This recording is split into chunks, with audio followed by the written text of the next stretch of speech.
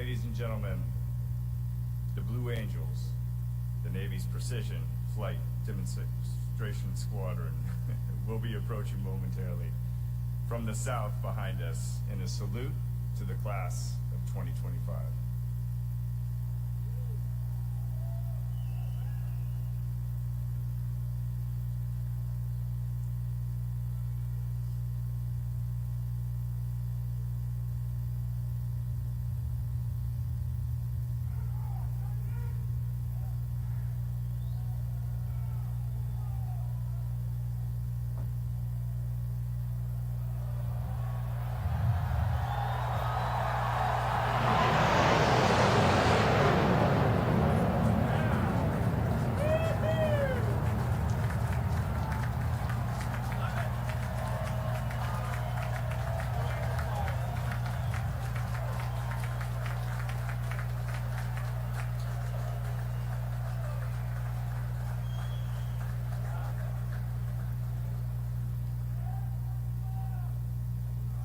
Ladies and gentlemen, we invite all of our guests to remain standing for our national anthem, sung by Midshipman First Class Quinn Gonzalez, and then the invocation by Captain Maurice Buford, Chaplain Corps, United States Navy.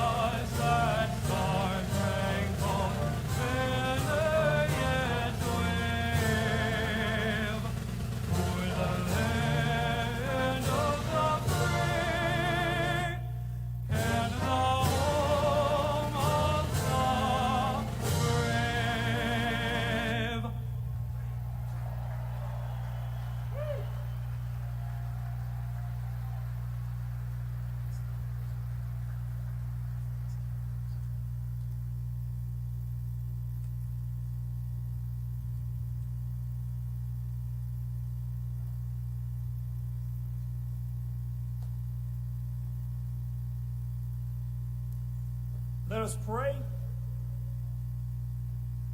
Most gracious and triumphant God, we come to announce to the world that these warriors are ready to fight tonight. For the record reflects they have the moral clarity for the fog of war, the mental agility to outwit the opposition, and more importantly, the spiritual readiness to say on behalf of we the people, of the people, and by the people, that the best is yet to come. So would you stretch forth your hand and stir up our faith as a people? For only then will we know that all things are possible to those that dare to believe. Now receive all of your glory, your power, and your honor forever. Amen. Please be seated. Ladies and gentlemen, the 65th Superintendent of the United States Naval Academy, Vice Admiral Yvette M. Davids.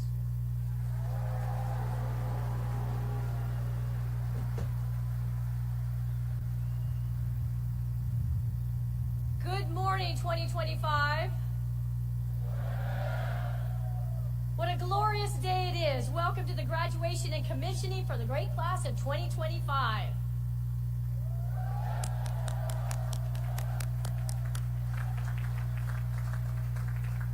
There should be no question about the significance of today. We have the privilege of hosting our Vice President, the Honorable JD Vance, the Secretary of the Navy, Secretary Phelan, the Commandant of the Marine Corps, General Smith, and the Acting Chief of Naval Operations, Admiral Kilby. Also joining us today is Senator Sullivan from the great state of Alaska, a former Marine and the chairman of the Naval Academy Board of Visitors. And esteemed members of the board, Congressman Jake Ellzey of Texas, a proud member of the class of '92, and former fighter pilot and Congressman Derek Van Orden of Wisconsin, retired Navy SEAL. And Congressman Rob Bresnam of Pennsylvania is also with us today. Thank you for joining us as we celebrate the class of 2025. I'm honored you could be with us today. Class of 2025, this week has been a whirlwind for you. So please allow yourself a brief moment to take it all in. Look around, go ahead, at your classmates next to you. Now up at the stands, find your family and friends and sponsor families and loved ones. Give them a wave.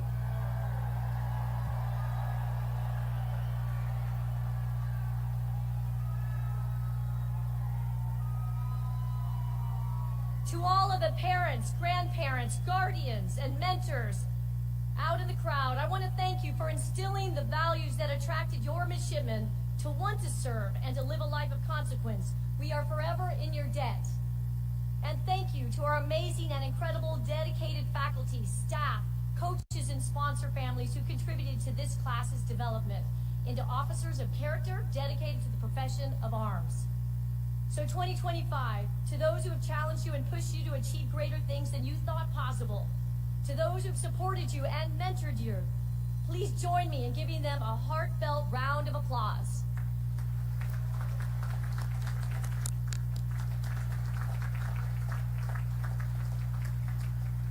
And thank you to all who have worked so diligently to set up this beautiful ceremony and to make this commissioning week so special. We appreciate you.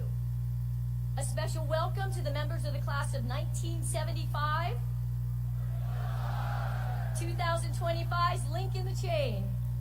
50 years ago, they graduated from our academy, and today they represent that 50-year link and shared heritage with the class of 2025.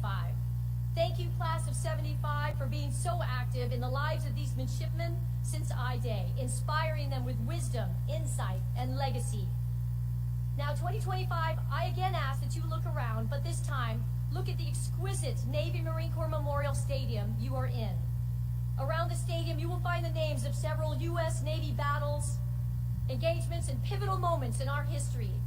These names represent the Navy and Marine Corps' legacy from 1775 to 1845 to today. Each and every one of you is now an integral part of that legacy. So 25, look at these names, and now I want you each to pick one name that you can see, and I want you to remember that name, dedicate that name to memory. That name, it represents more than just a battle, more than just naval tactics and strategy or historical facts. The name you chose represents hundreds, thousands, or even hundreds of thousands of Americans, sailors, and Marines, naval officers who were once just like you, who rose to answer the call to service, who rose to the challenge of their age and chose to risk all in the service of others. So 2025, while this stadium is a physical symbol and memorial to our Navy and our Marine Corps, always remember that you are the living legacy. You are the young people of our age who have chosen a life of service. Remember that name, and remember that you are assuming a rich heritage, a great honor, and a sacred obligation. But you have been preparing for this day and the assumption of those incredible responsibilities for the past 1,423 days since I-Day. Although this adventure is coming to a close, you are about to embark on many more. You are headed around the globe to places like Quantico, Pensacola, San Diego, Charleston, Norfolk, to Sasebo, Rhoda, and Hawaii, and to our international classmates who are soon to head home. A special congratulations to you. You each have an incredible future awaiting you. But know, Annapolis will always be here for you, and the Naval Academy will always be your home. And this moment right now, surrounded by your classmates and the legacy of those before you, this moment will be one of those that you will never forget. It will join other fond memories of crawling through mud and over obstacles at sea trials, bearing each other's weight as a team at Herndon twice, and swimming side by side at the first ever shellback ceremony. It will join memories of gloriously beating Army at every opportunity, of morning workouts with classmates before the sun has risen, the intensity of finals weeks, of incredible summer trainees across the globe that helped you find your operational calling, to your exceptional academic research capstone projects, and to the world-class musical and theatrical performances that showcase immense talent. And all of those shared experiences culminated today in your commissioning. And while today is the end of one chapter, it's the beginning of your careers as Navy and Marine Corps officers. On I-Day, you represented different corners of our nation and globe with different life circumstances and experiences. But now, at commissioning, you are a proud class of ethical warfighters who better understand the sacred oath you first took 4 years ago and will soon take again today. While we can never know with certainty what the future will hold for you or for our country, we do know that you are assuming a vital role. Your sacred obligation to our nation is to be prepared and to make sure that you and those that you lead are ready to both preserve peace and decisively win when called upon. Vice President Vance, Secretary Phelan, Commandant Smith, Acting CNO Kilby, and to all my shipmates out in the fleet, I want you to know the class of 2025 is strong. They are prepared and they are ready.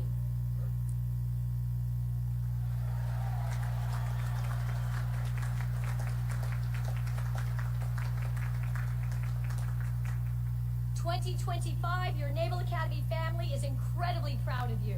I'm incredibly proud of you, and I can't wait to see what you will accomplish in the years ahead. It is now my pleasure to introduce our 79th Secretary of the Navy, the Honorable John C. Phelan.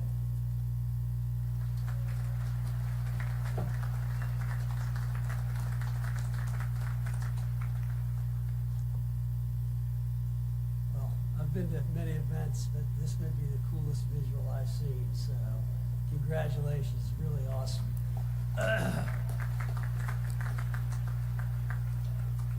Mr. Vice President, Commandant, Acting Chief of Naval Operations, Superintendent, distinguished guests, faculty, staff, families, and most importantly, the class of 2025, good morning.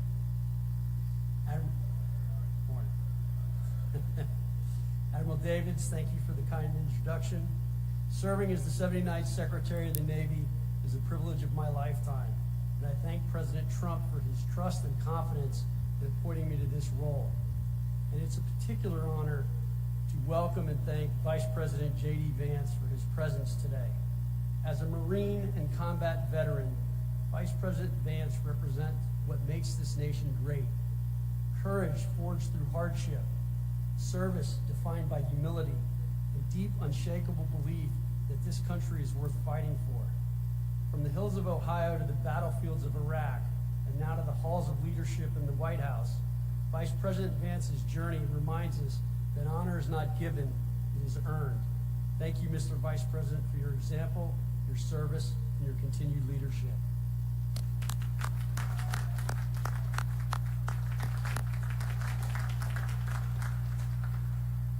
I'm truly honored and humbled to address the newest class of officers who will soon carry the weight of command and the hopes of our nation on their shoulders. You have earned the right to wear the uniform, not merely through the rigor of academics or the trials of Bancroft Hall, but through your daily commitment to something larger than yourselves. Today is a celebration, but is also a moment of transition. In a matter of days, you will be entrusted with lives, with missions vital to our national security, and with the legacy of those who came before you. From today forward, you are more than midshipmen. You are leaders in the Navy and Marine Corps, officers in a force that stands guard over freedom on every ocean, in every time zone, every hour of every day. That's no small thing, but let me be honest with you. What you're about to step into is not easy. The pace of change is accelerating.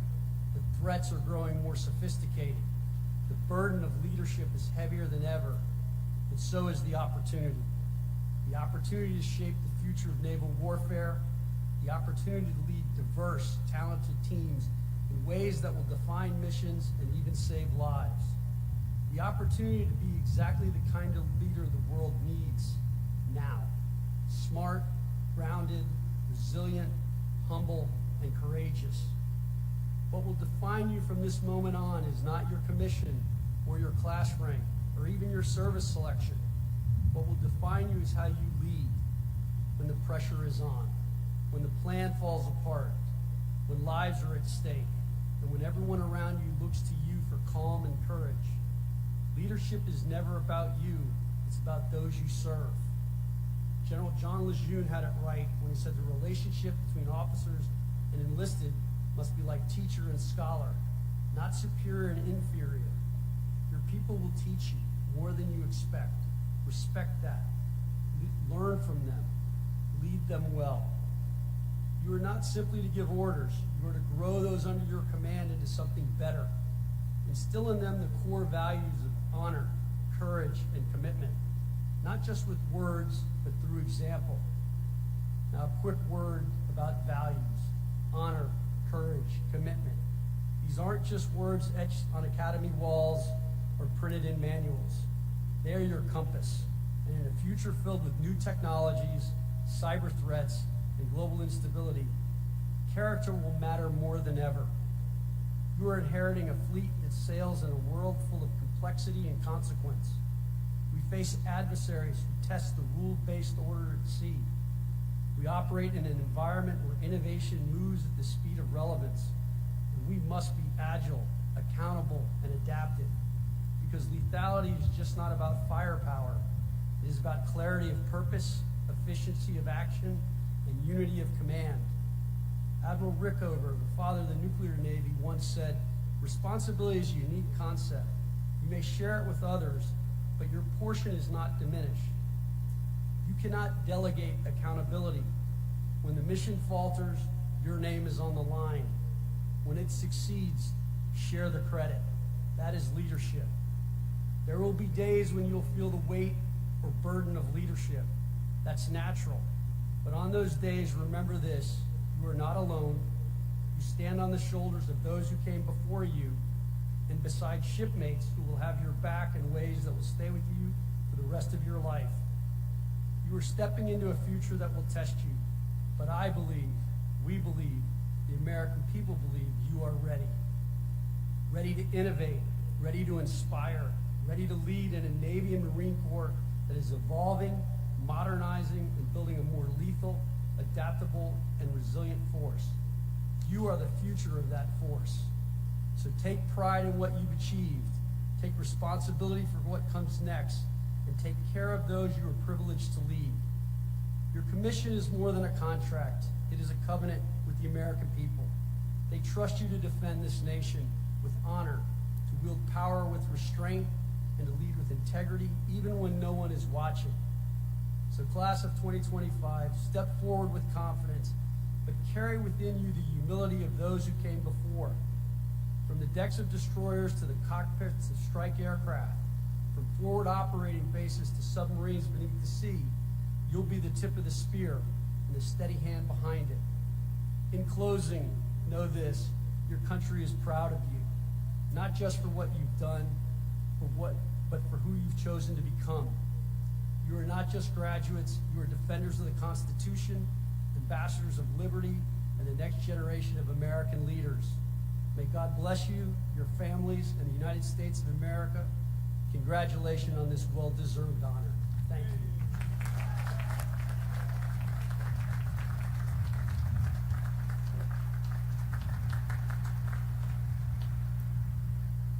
Ladies and gentlemen, it is my honor to introduce the 50th Vice President of the United States, the Honorable JD Vance.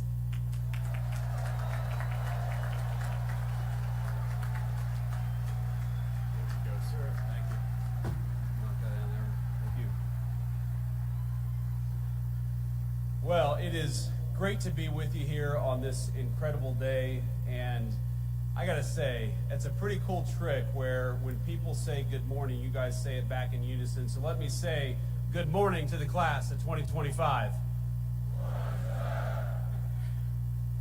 I want to say, first of all, thank you all for having me, and thank you especially to Vice Admiral Davids and Captain Allman for your hospitality. Thank you as well, of course, to Secretary Phelan for that great speech, Admiral Kilby, and General Smith for all that you do for our country. First off, I want to say, both from me and from President Trump, congratulations to the class of 2025.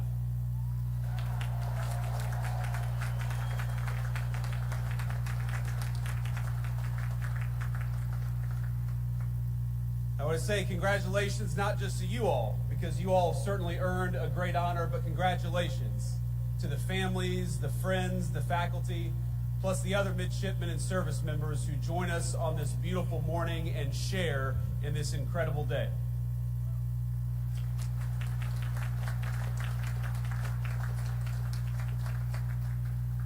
Now, it's always dangerous to give a politician a microphone, but I know that I am one of the very last things standing between you and your commission and your diploma. And so, out of respect, I just want you to know that this is only going to be a 3.5 or 4 hour speech. I hope you all brought your sunscreen because it's bright out here. But today is such an incredible day for you. Tonight, you'll celebrate in the finest tradition of the United States Naval Academy with great food and, of course, maybe a little drink.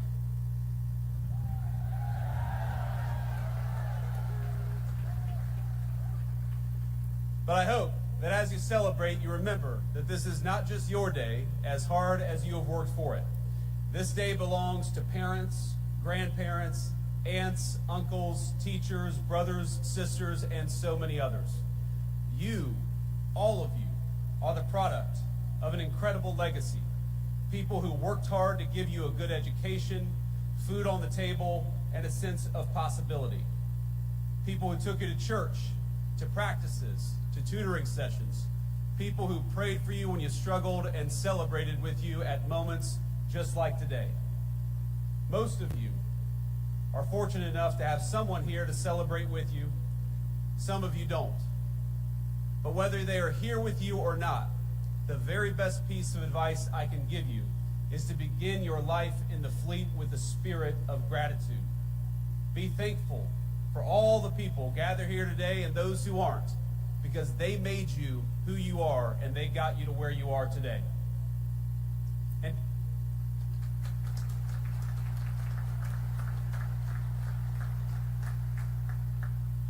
And I hope you'll take from that gratitude a sense of duty.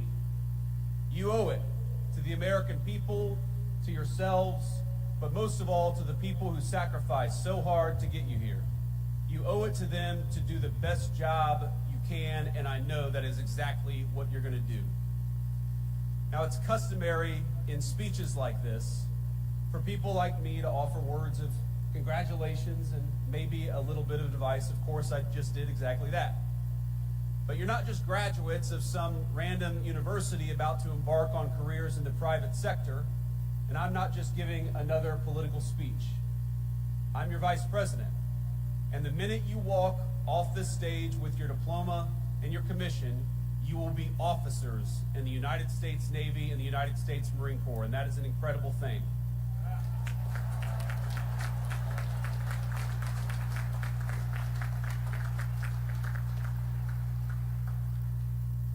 You will be leaders of men and women in our armed forces. So while President Trump and I congratulate you on this incredible achievement, I also thought it would be appropriate to tell you a bit about how the President and I think of your mission in this new and very dangerous era for our country. Now, last week, the President took a very historic trip to the Middle East, meeting with heads of state in Qatar, Saudi Arabia, and the United Arab Emirates. Most of the headlines focused on the trillions of dollars of new investment the President secured for our country, and that's, of course, an important thing. But I actually think the most significant part of that trip is that it signified the end of a decades-long approach in foreign policy that I think was a break from the precedent set by our founding fathers. We had a long experiment in our foreign policy that traded national defense and the maintenance of our alliances for nation building and meddling in foreign countries' affairs, even when those foreign countries had very little to do with core American interests. What we're seeing from President Trump is a generational shift in policy, with profound implications for the job that each and every one of you will be asked to do. Now, following the collapse of the Soviet Union, our policymakers assumed that American primacy on the world stage was guaranteed. For a brief time, we were a superpower without any peer, nor did we believe any foreign nation could possibly rise to compete with the United States of America. And so our leaders traded hard power for soft power. We stopped making things, everything from cars to computers to the weapons of war, like the ships that guard our waters and the weapons that you will use in the future. Why did we do that? Well, too many of us believed that economic integration would naturally lead to peace by making countries like the People's Republic of China more like the United States. Over time, we were told the world would converge toward a uniform set of bland, secular, universal ideals, regardless of culture or country. And those that didn't want to converge, well, our policymakers would make it their goal to force them by any means necessary. So instead of devoting our energies to responding to the rise of near-peer competitors like China, our leaders pursued what they assumed would be easy jobs for the world's preeminent superpower. How hard could it be to build a few democracies in the Middle East? Well, almost impossibly hard, it turns out, and unbelievably costly. And it wasn't our politicians who bore the consequences of such a profound miscalculation. It was the American people, to the tune of trillions of dollars, but more than anyone, it was borne by the people who were in your shoes just a few short years ago, by our service members and their families. The tens of thousands of warfighters who sacrificed precious time, energy, and in some cases their very lives in the line of duty. They are the ones who bore the costs of past failure. Our leaders abandoned clearly stated strategic goals for lofty, often incoherent abstractions. This is how, for example, we wound up chasing a $230 million pier in Gaza that worked for a grand total of 20 days while injuring over 60 American service members in the construction and maintenance of that pier. Our government took its eye off the ball of great power competition and preparing to take on a peer adversary, and instead we devoted ourselves to sprawling, amorphous tasks like searching for new terrorists to take out while building up faraway regimes. Now, I want to be clear. The Trump administration has reversed course. No more undefined missions. No more open-ended conflicts. We're returning to a strategy grounded in realism and protecting our core national interests. Now, this doesn't mean that we ignore threats, but it means that we approach them with discipline, and that when we send you to war, we do it with a very specific set of goals in mind.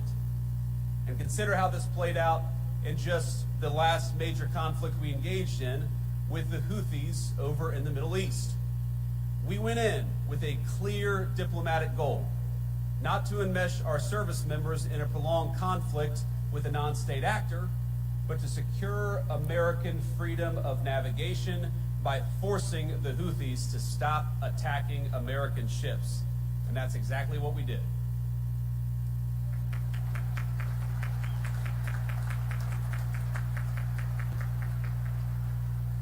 We pursued that goal through overwhelming force against Houthi military targets. In just the first 100 days of the administration, we were able to reach a ceasefire in a conflict that had been ongoing for nearly 2 years. That's how military power should be used, decisively with a clear objective. We ought to be cautious in deciding to throw a punch, but when we throw a punch hard, and we do it decisively, and that's exactly what we may ask you to do.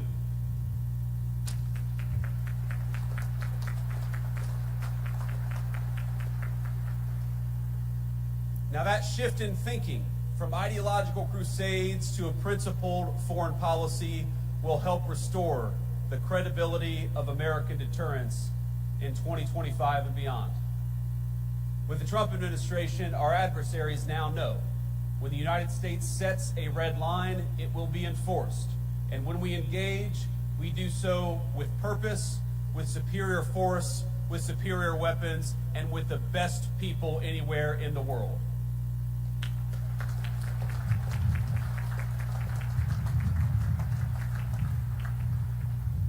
Let me say something about weapons and the future of warfare. It is, of course, a priority of this administration, not just to keep, but to widen the technological edge between the United States military and our adversaries all over the world. In the wake of the Cold War, America enjoyed a mostly unchallenged command of the commons, airspace, sea, space, and cyberspace. But the era of uncontested U.S. dominance is over. Today we face serious threats in China, Russia, and other nations determined to beat us in every single domain. From spectrum to low Earth orbit to our supply chains and even our communication infrastructure. Technology has lowered the cost of disruption, and so we must be, all of us, not just smarter. We got to make sure that we send our troops to war, we do it with the right tools. We can no longer assume our engagements will come without cost. That's why the Trump administration is investing in innovation, rewarding risk takers at the Department of Defense, and streamlining weapons acquisition for the new century. Investing in cutting-edge weaponry like hypersonics is important, but just as important are the low-cost, high-impact technologies that are already transforming the battlefield. Things like drones. And by the way, when we talk about innovation, innovation is not just happening in the laboratory of a defense contractor. Innovation increasingly is happening on the very battlefields that you will lead troops on. So that you are not just recipients of innovation, you're not just users of tools, you will very often be developing tools in this new century. Our lawmakers and military brass alike must learn to adjust to a world where cheap drones, readily available cruise missiles, and cyber attacks cause extraordinary damage to our military assets and our service members. And it will be you, the graduates gathered here today, who will lead the way for the rest of us. Your service will bring new challenges and environments, including ones unfamiliar even to those who have served before you. You will deploy new equipment, new systems, and new technology. And through those experiences, it is you who will learn, who will teach others, and will help our services and our entire country adapt to the future we're confronting. Now, the extraordinary education you have received is an investment by the American people, an investment not only in your courage, but in the strength of your minds and the promise of your leadership. Because your nation rests easier knowing that we have the most brilliant strategists and tacticians standing guard. Men and women like you, brilliant enough to preempt and, if called, fight and win the wars of tomorrow. And as technological change continues to transform the battlefield, it heightens the importance for this administration, for our whole country, on investing in our military's human capital. That's you, in the well-being of our warfighters, in your brilliance, in your strategic innovation. Modernization isn't just about tactics and tools. It's about meeting the needs of our service members. For too long, we asked too much of too few.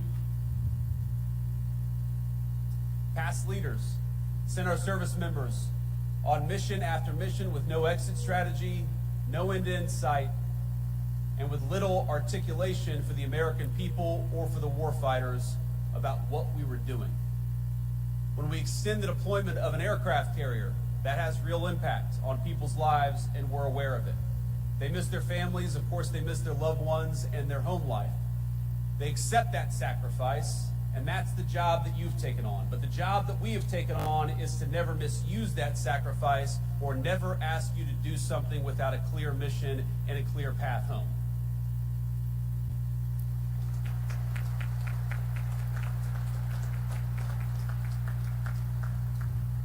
The Trump administration recognizes that our most valuable resources, it's you. It's young people who are brave enough to put on the uniform and risk your life for this country. And we promise, I promise, to cultivate that resource, to protect it, and to use it only when the national interest demands. And what makes your new life so unique is that you must take multiple perspectives. You will be junior officers, of course, answerable to commanders, captains, admirals, generals, and people like me. You will have to follow orders, even when you don't want to. And if I can offer one piece of advice from a junior enlisted guy to a bunch of new officers, to say that when you say with all due respect, that is not a get out of jail free card. These guys are laughing back here. I got chewed out more times than I can remember because I assumed that I could say whatever I wanted to so long as I said with all due respect before it. That's not how it works out. You learn that the hard way. But importantly, you are not just following orders. More often than not, you will be giving them. And just as I see you as our most precious resource, so you must see the men and women who call you sir and ma'am as your most sacred charge. You will not just be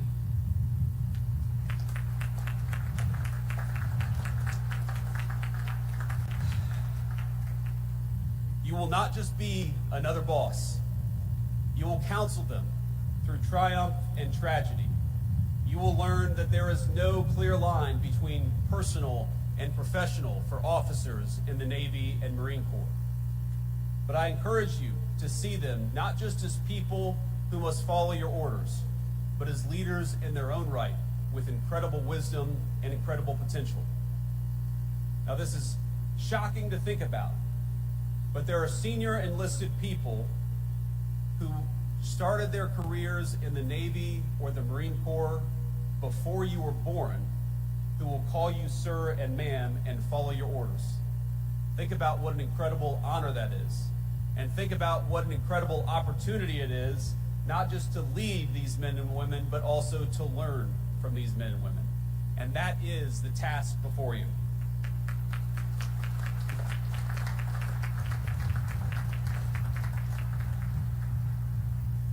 You will lean on that experience, of course, but still, you're more often than not, going to be the one in charge.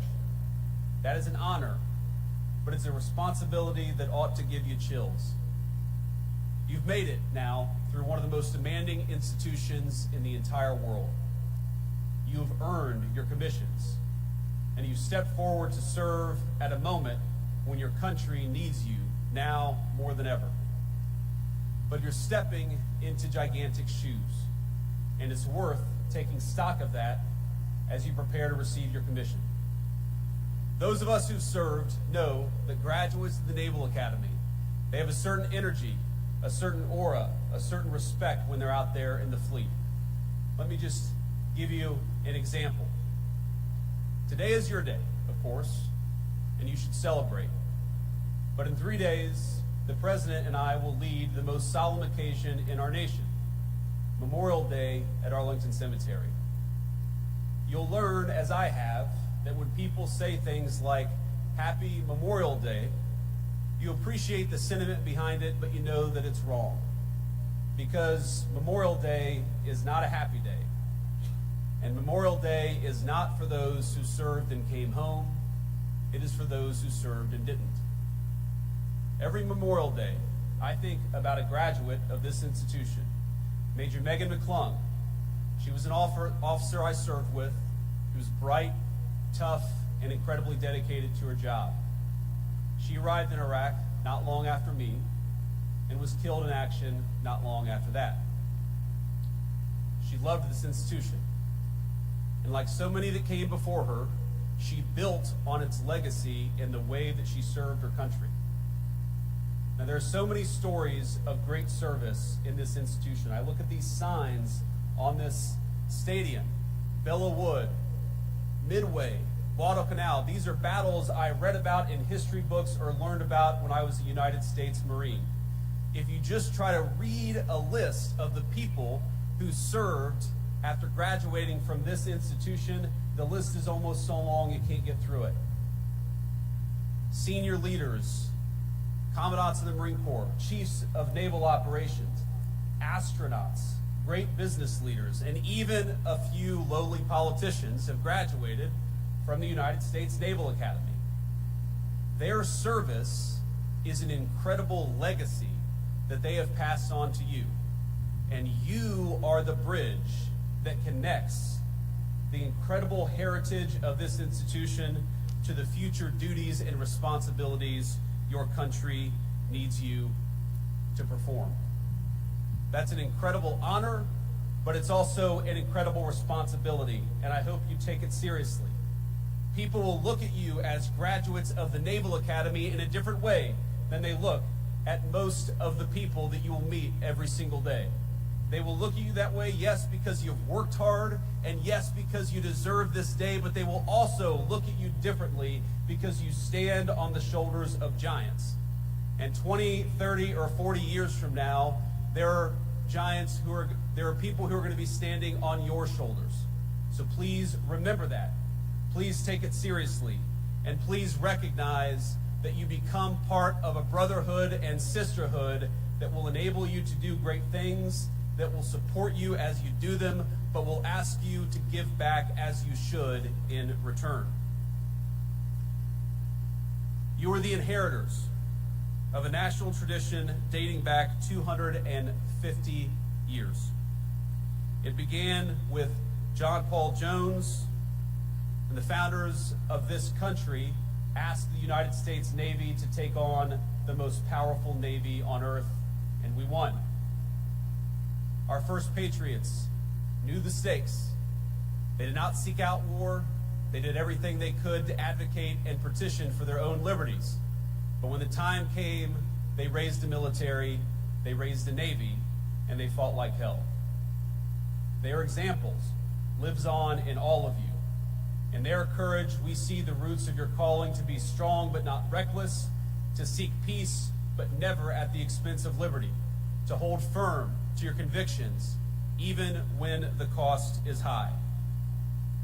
Now, I want to say to all of you, I've been vice president for all of about 120 days. And this summer, I will celebrate my 41st birthday. But I have never, in those 41 years, been so proud as I am today, to honor you, to celebrate you, and to congratulate you on a job well done.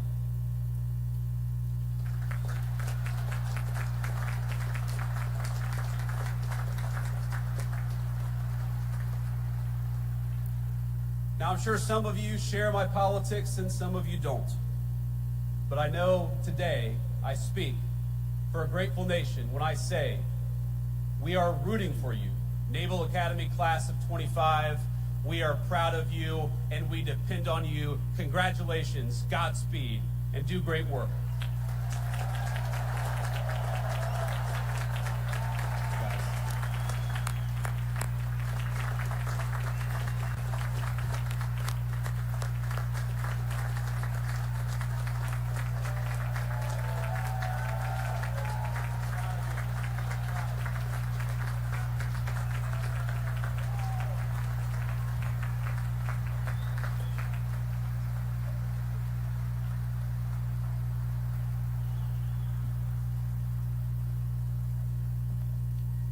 Thank you, sir. We'll now confer the degrees. The Academic Dean and Provost of the United States Naval Academy, Dr. Samara Elpire.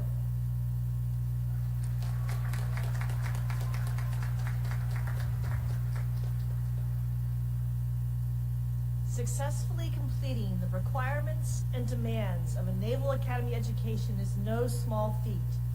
From I-Day to today, it's a steady dose of challenges, ranging from academic to athletic to leadership and character development. I have no doubt that each of you has been challenged, perhaps in ways you never thought you would or to levels that you never thought you could achieve. But you rose to that challenge, and we congratulate each of you for doing so. To the families and friends of these soon-to-be Naval Academy graduates and officers, these soon-to-be ensigns and second lieutenants, and to the faculty and staff here today as well, I would like to thank you and congratulate you. The rare graduate is the one who never needed the support of family, friends, and mentors.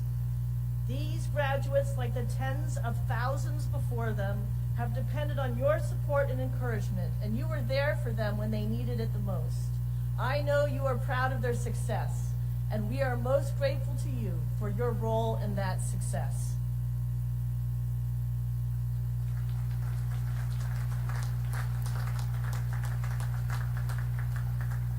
Candidates, please rise.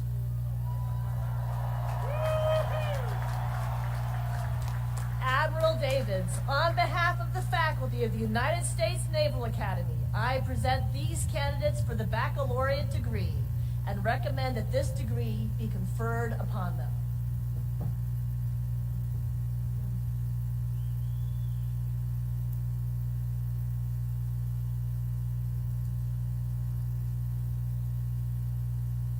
As you have successfully completed your course of study at the United States Naval Academy and have been recommended by the Academic Board as Superintendent of the United States Naval Academy and by virtue of the authority vested in me by the Congress of the United States, I confer upon each of you the baccalaureate degree with all rights and privileges thereunto pertaining.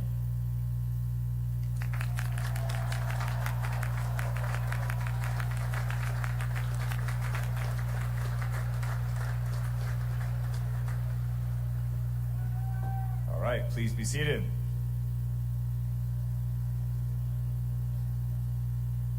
The Commandant of the Marine Corps, General Eric Smith, United States Marine Corps, will administer the oath of office to those being commissioned into the United States Marine Corps.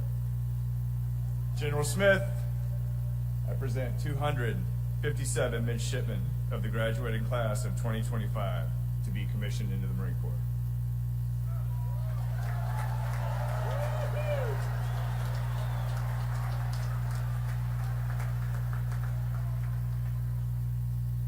Good morning.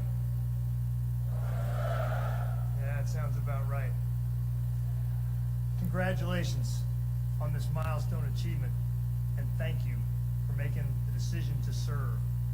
Today, you take your place in the ranks of Marine officers, a role of immense trust, responsibility, and consequence. You're joining a corps forged in battle, defined by discipline, and bound by an unshakable commitment to mission and to each other. This is not the end of a book. This is the beginning of a whole new chapter. From this day forward, you are accountable for the lives, welfare, and success of the Marines you will lead.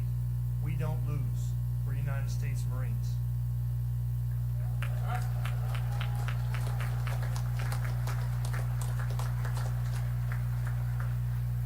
Your Marines won't follow you because of your rank. They'll follow you because of your example, your judgment, and your character. You're inheriting a legacy built by those who led with courage at Belleau Wood, ingenuity at Incheon, and resolve in Ramadi. The legacy is now yours to carry, to protect, and to pass on to the next generation of Marines. The oath you're about to take is a pledge to defend the Constitution, to uphold our values, and to lead with honor at all times. It binds you to something greater than yourself, to the nation, the Corps, and the Marines who will look to you for strength when it matters most, when the chips are down. You are not entering the unknown. You're stepping into a tradition of excellence, guided by those who came before you and supported by those who now stand beside you. The path ahead will be the most demanding period of your life. It will also be the most rewarding work you'll ever do. We're proud to welcome you into the Marine Corps as officers. The nation expects much from you, and we know that you're ready. Graduates to be commissioned in the United States Marine Corps, rise.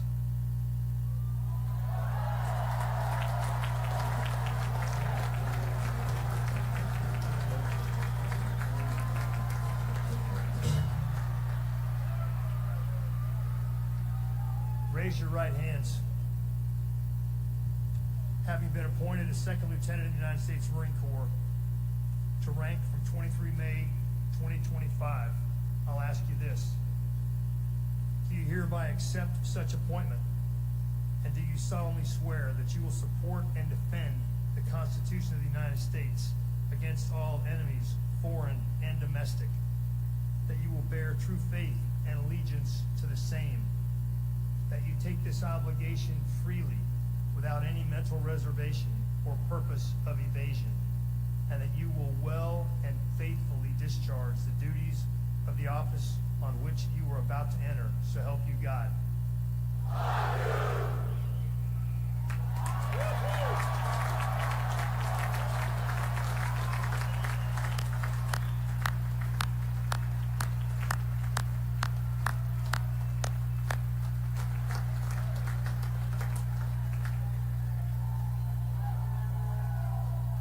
Second lieutenants, take your seats.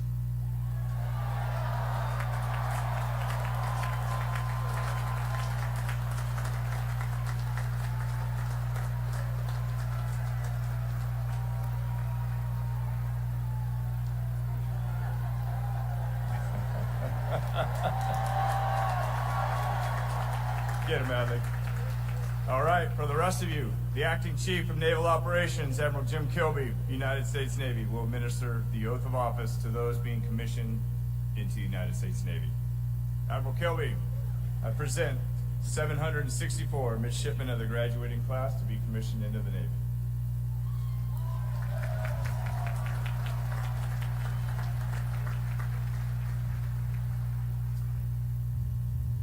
Well, good morning. Vice President Vance, Secretary Phelan, General Smith, Vice Admiral Davids, parents, family and friends of the class of 2025, it's an honor to be here with you today.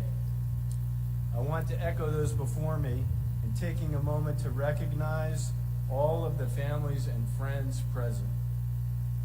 Each of you had a profound impact on the men and women in front of me, instilling in them the values, will, and courage to serve something greater than themselves, a decision that sets them apart from their peers. Thank you for your continued support. Class of 2025, congratulations on joining the world's premier maritime fighting force.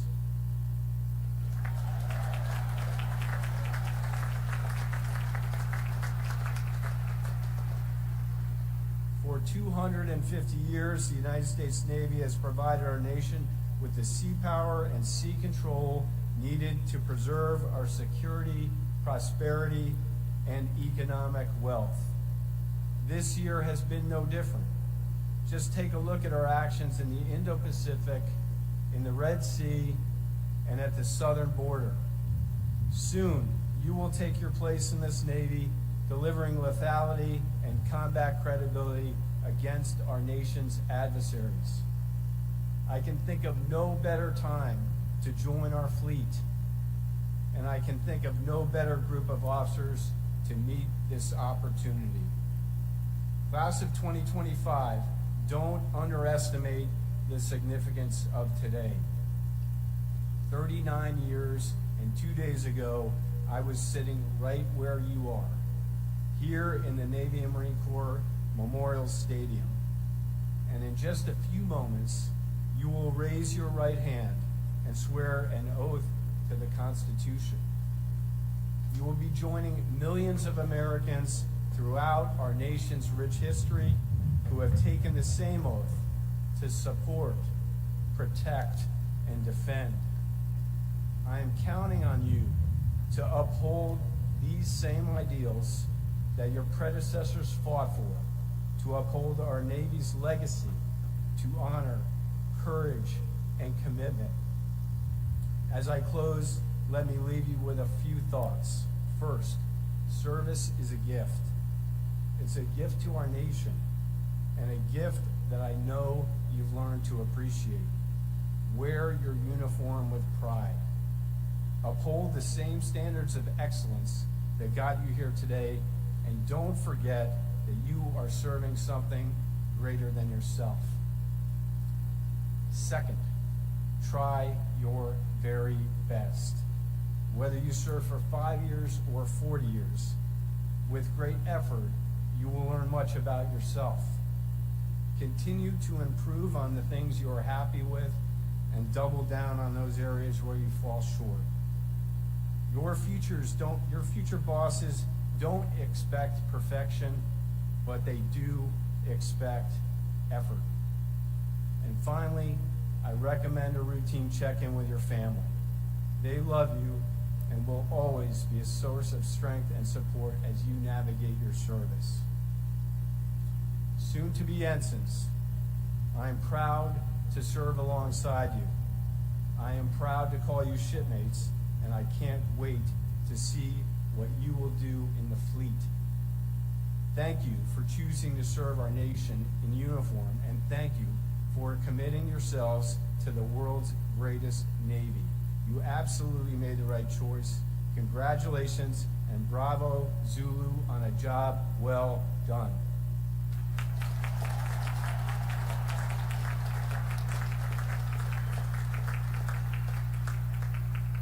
Graduates to be commissioned in the United States Navy, please rise.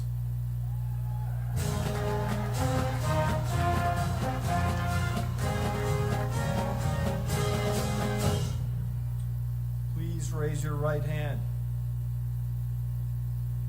Having been appointed an ensign in the United States Navy to the rank from 23 May 2025, do you solemnly swear that you will support and defend the Constitution of the United States against all enemies, foreign and domestic, that you will bear true faith and allegiance to the same, that you take this obligation freely, without any mental reservation or purpose of evasion, and that you will well and faithfully discharge the duties of the office on which you are about to enter.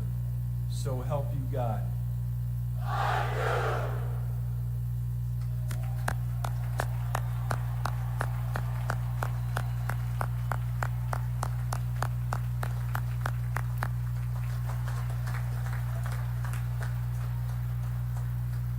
do. Ensigns, seats.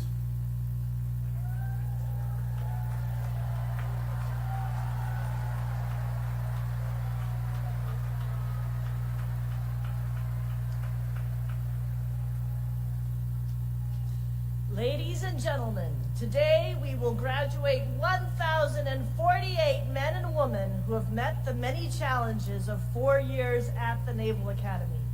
In addition to those you just saw commissioned into the Navy and Marine Corps, the class of 2025 also includes 14 graduates from 11 nations around the world. At this time, we invite these international graduating midshipmen to stand when their name is called, along with members of their national delegation who are in attendance today. These graduates, whose national flags are flying above the memorial arches at the north end of the stadium, will return to their countries and serve with distinction in their armed forces or other government service.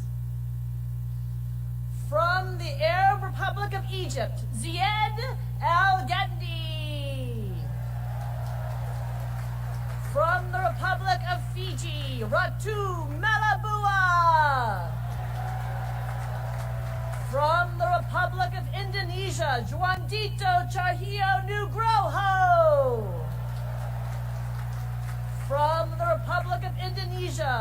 Eviarta Suriana. From the Kingdom of Jordan, Tariq El Azema. From the Republic of Maldives, Hassan Nishaf. From the Republic of Peru, Luigi Caparini.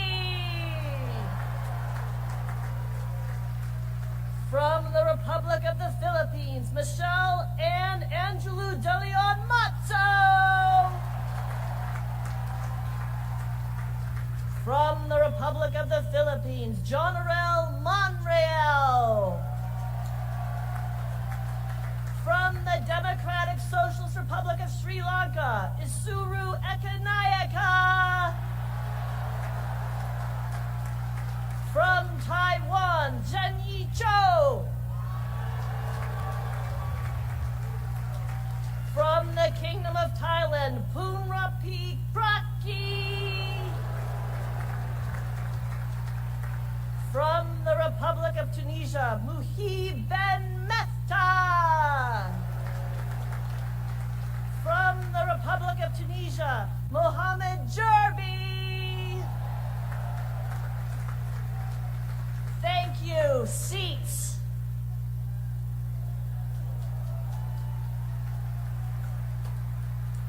Today's graduates join the more than 90,000 men and women who have graduated from the Naval Academy since its founding in 1845. As part of our graduation ceremony today, members of the Naval Academy class that preceded this year's graduates by 50 years will honor this continuing chain of Naval Academy graduates by presenting engraved ensign or second lieutenant uniform devices to the class of 2025. Several members of the class of 1975 are listed in your program and are here today to participate in this special recognition of Naval Academy graduates' contributions across the decades. Please join me in recognizing and applauding these distinguished graduates.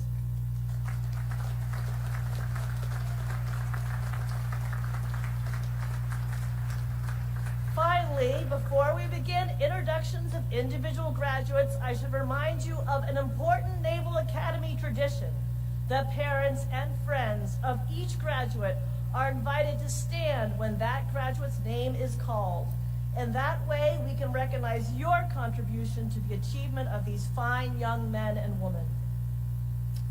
The Vice President will now present diplomas to those individuals graduating with distinction. Those members of the class of 2025 graduating with distinction, please rise.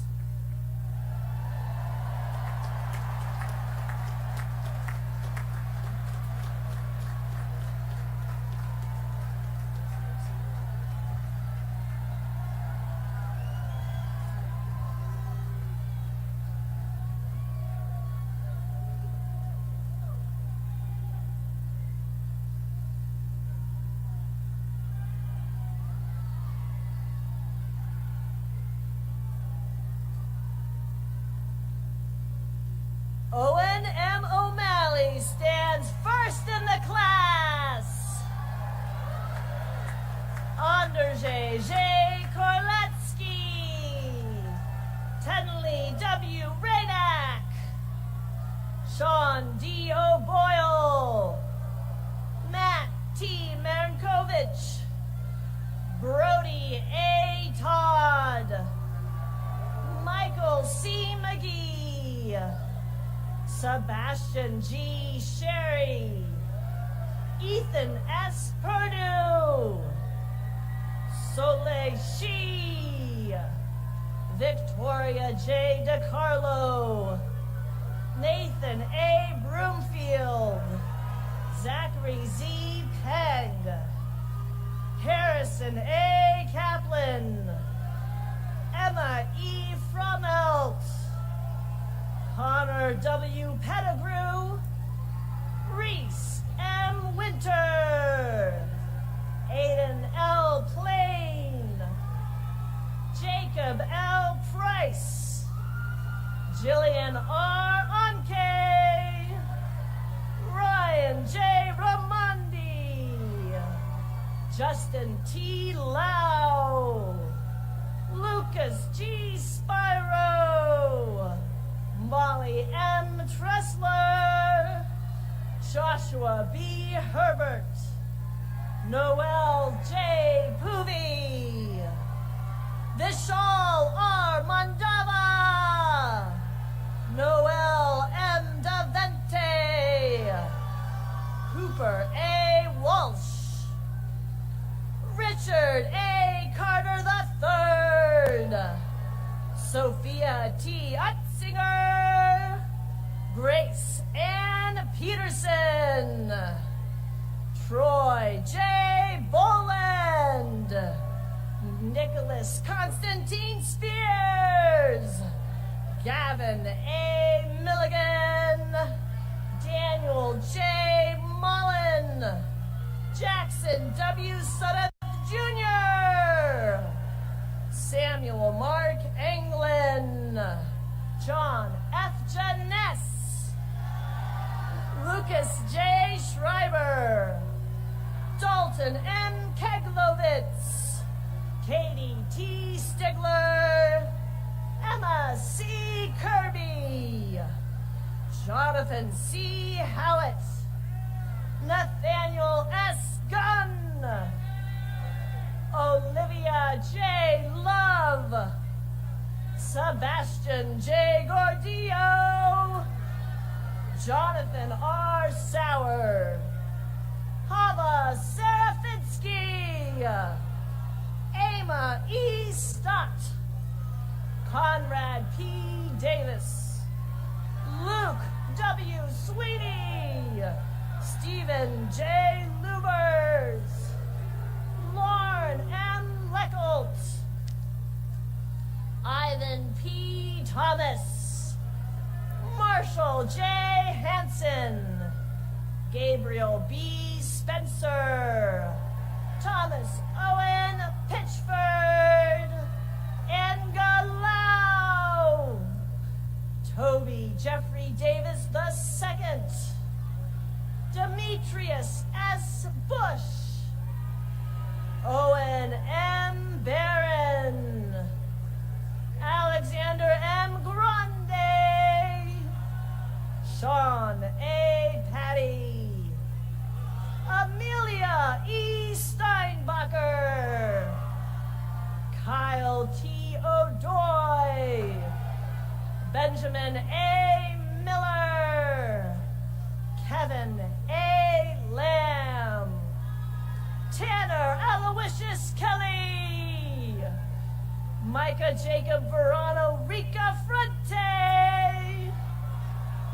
Gabriel Euclides Wen, Andrew W. Fichtel, Samuel J. Beatty, Matthew Brian Coleman, Walker H. French,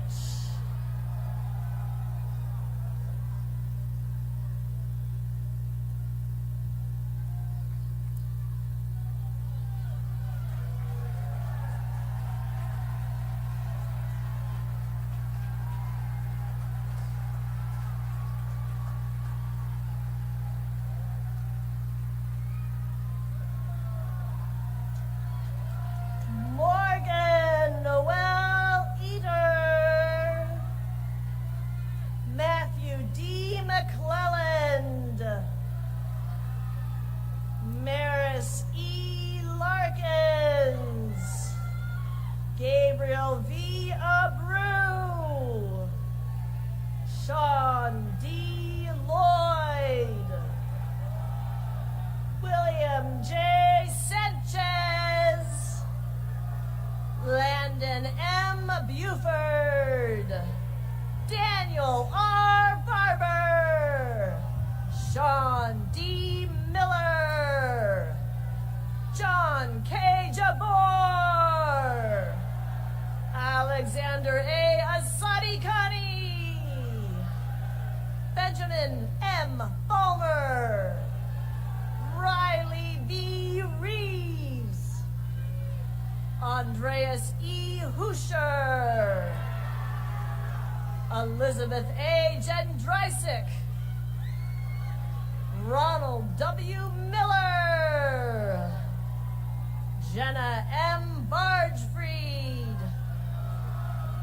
Wyatt J. Kuhn, Silas P. Costro, Alston J. McCaslin VII, Jacob W. Dubberly, Abigail A. Lutz, Leo P. Wagner, Nathan W. Sherry Jr., Duncan J. Ailes, Timothy D. Wright, Ethan J. Tolentino, Hannah L. Lakeford, Matthew J. Lee, Abigail P. Parker, Alex M. Traynor.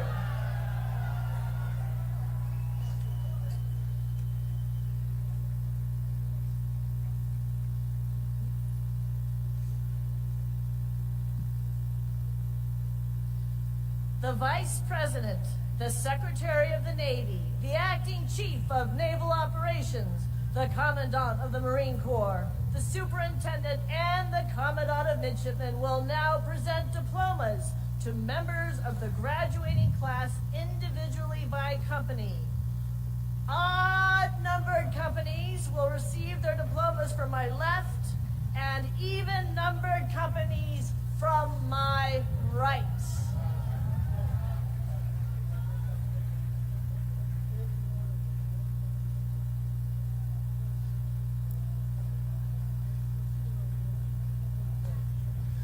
From the first company, Sanjana Basumalik.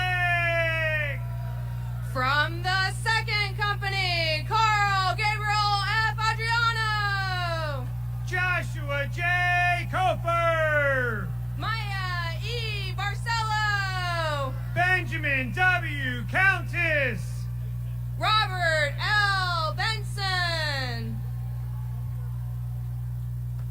Anna B. Drinkard. Noah E. Bloom. Braden W. Volkersma. Jessica M. Carruthers. Daniel C. Frere. Elizabeth J. Cermak. Luke F. Casper. Gavin J. Choi. Piper M. Geisler.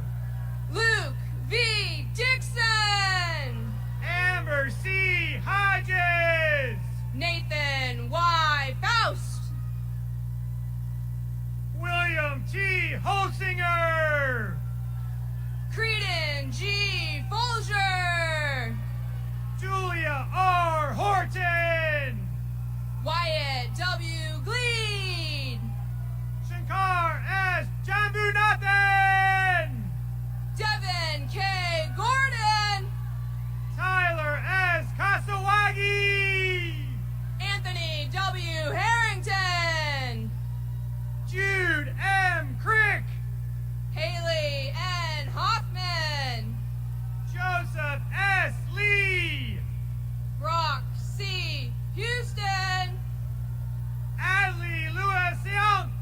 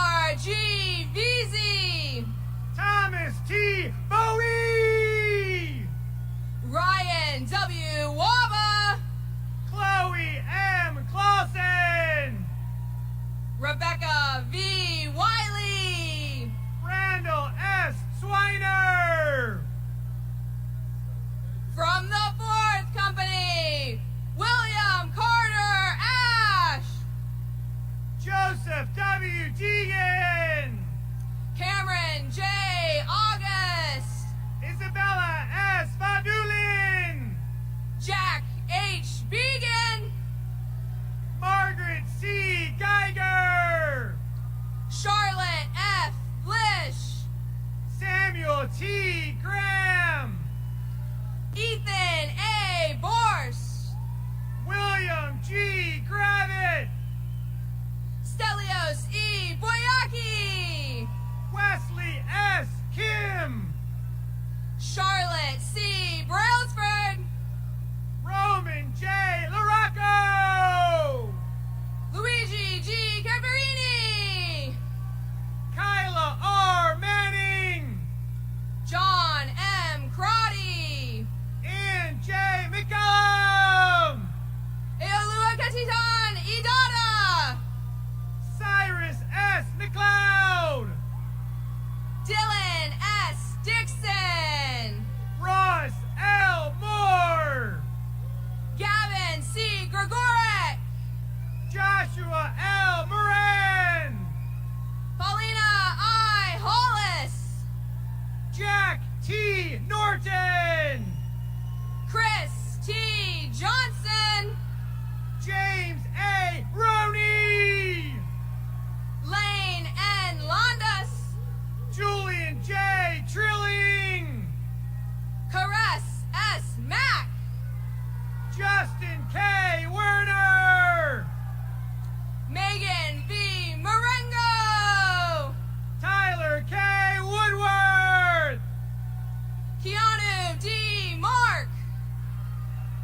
From the 5th Company, Mason Y. Banks. Charles K. Miller. Grace E. May Blote. Byron E. Rhodes. Peter J. Carino. Julieste J. Romero. Luke J. Dever. Anuj R. Sursaker. Athena T. Din. Caden M. Smith. Linnea C. Forsberg. Amelia R. Snyder. Maria A. Graffoff. Ian C. Stewart. Alan Hum. Michelle R. Swessel. Luke J. Hess. Jonathan T. Swift. Bobby D. Alls. Rebecca J. Van Vliet. Major B. Kent. Michael C. Whelan. Frank Min Gyu Kim. Jaden E. Young. Nicholas D. Madonna. From the 6th Company, George K. All. Liam G. McInerney. Josephine T. Bauer. Luke T. Nestor.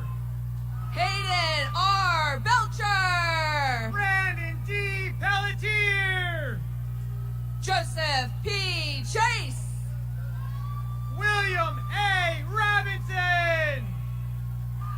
Zenny Cho. William M. Schlepper. Keelan M. Daly. Benjamin G. Snyder. Joshua D. Dowdy. Jocelyn K. Shode. Joshua A. Escobedo. Cameron D. Smith. Delaney K. Feeney. Christian K. Yoon. Luke E. Garner. From the 7th Company, Everett C. Andrew. Jeremiah A. Gilbert. Daniel Alexander Angelou. Alexandra G. Huntimer. Luke G. Arts. Joseph L. Hurt. Sean Air Berrius. Peyton A. Jankowski. Evan S. Broderick. Alexandra A. Kwasniewski. Martel L. Carruthers. Johanna K. Lim. Alex M. Conway. David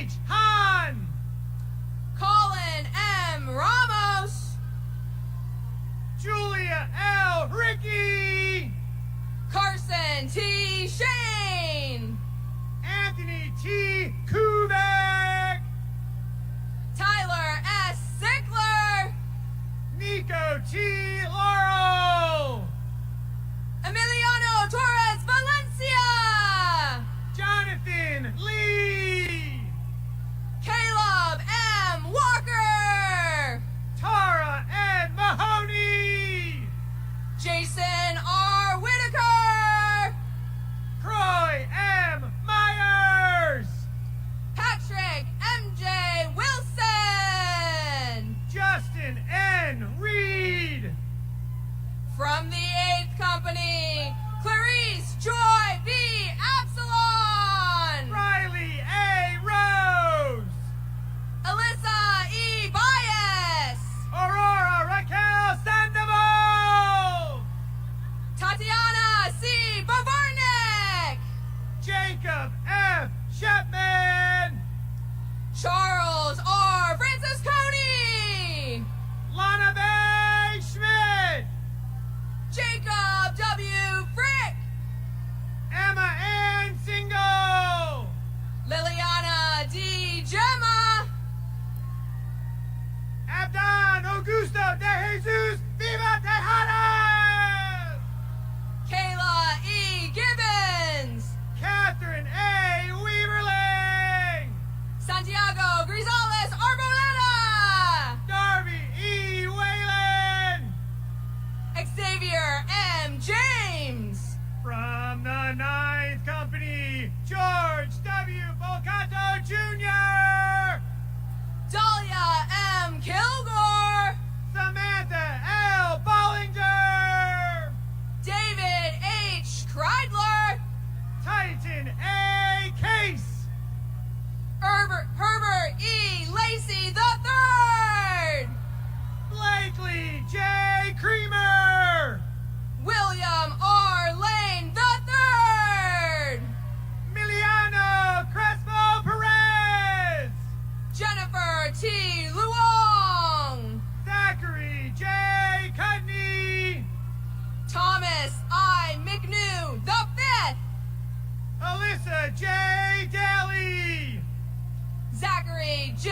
Meyer, Heath R. Edinger, Elizabeth L. Rainier, Mitchell B. Fisher, Nazir W. Rogers, Benjamin A. Grebe, Mila J. Romero, Haley R. Harris, Mackenzie R. Rouge, Aiden J. Hogan, Gil A. Sahagan III, Andrew R. Jones, Jacob A. Swanner, Benjamin P. Keenan, Alexander R. Trinidad, Eric Mason Lindsay Jr., Jaden T. Washington. Aaron R. Nicastro,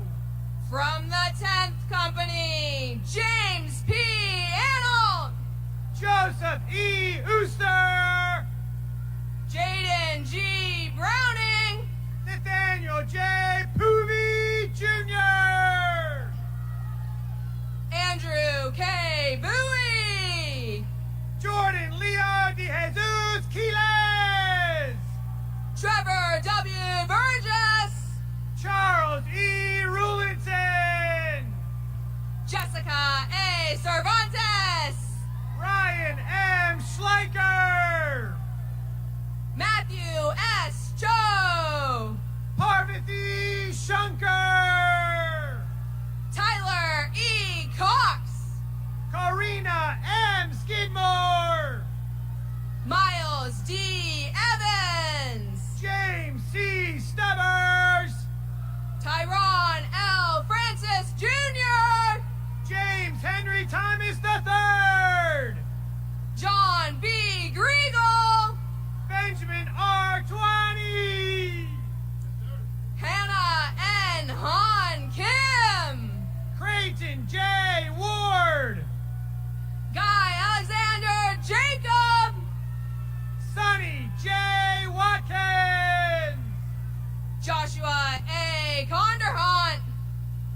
From the 11th Company, Leanne P. Beckman.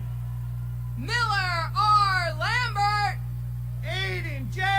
Bear. Emma G. Mortensen. Dayton E. Bottom.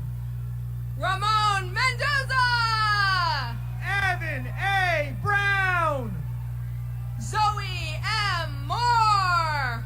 Gavin M. Buchanan. Joseph J. Moraja. Noah M. Chavez. Sarah A. Owens. Jackson R. Birch. Maxwell T. Pastel.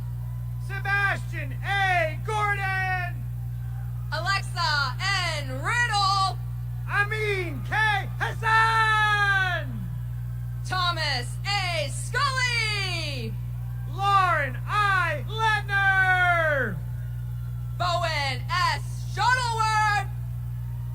Miabella Martinez. Nathan C. Smith. Hannah L. McCarthy. Tyler J. Sweat. Ratu O. Malabua. And Beatty B. Williams Jr. Jameson Mazo Meyer. From the 12th Company, Apollos D. Burcham. Connor M. Munson. William L. Camp. Trenton X. Parker. Tyler T. Casey. Joseph A. Payton. Naomi Chow.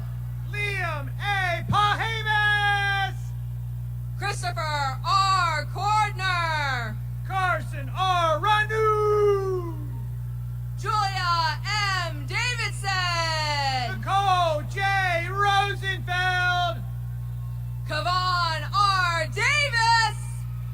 Caroline C. Thurlby. Isaru Kalana V. Ekanyaka. Mariella G. Moreira. Paulina I. Finn. Braden P. Walker. Kenneth J. Johnson. Ryan T. Zhang.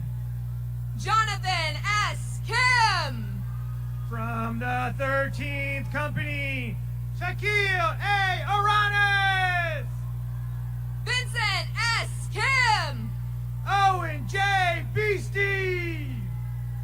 Charles M. Creel. Simon E. Berger. Landon C. Crewer. Payne T. Carr. Vera E. Martinez. Russell S. Clark. May E. McConkey. Anthony J. D'Angelo. Jerice Salt Martin. Ethan A. De La Garza. Benny J. Nolan. Emma E. Driscoll. Sean T. Ostrowski. Brett P. DeMay. Brandon T. Prouse. Caroline A. Eggert. Augustus L. Reed. Ethan M. Gamble. William L. Swent. Isaac W. Grayland. Emmanuel Tavares. Grace C. Huber. Emily R. Vella. Owen E. Huntington. Alexander C. Vester. Maya L. Kestner. Henry S. Williams. Luke S. Kim. Quentin J. Wright. Peter J. Lee. From the 14th Company, Sebastian R. Allen. Thomas Q. McBride. Mahara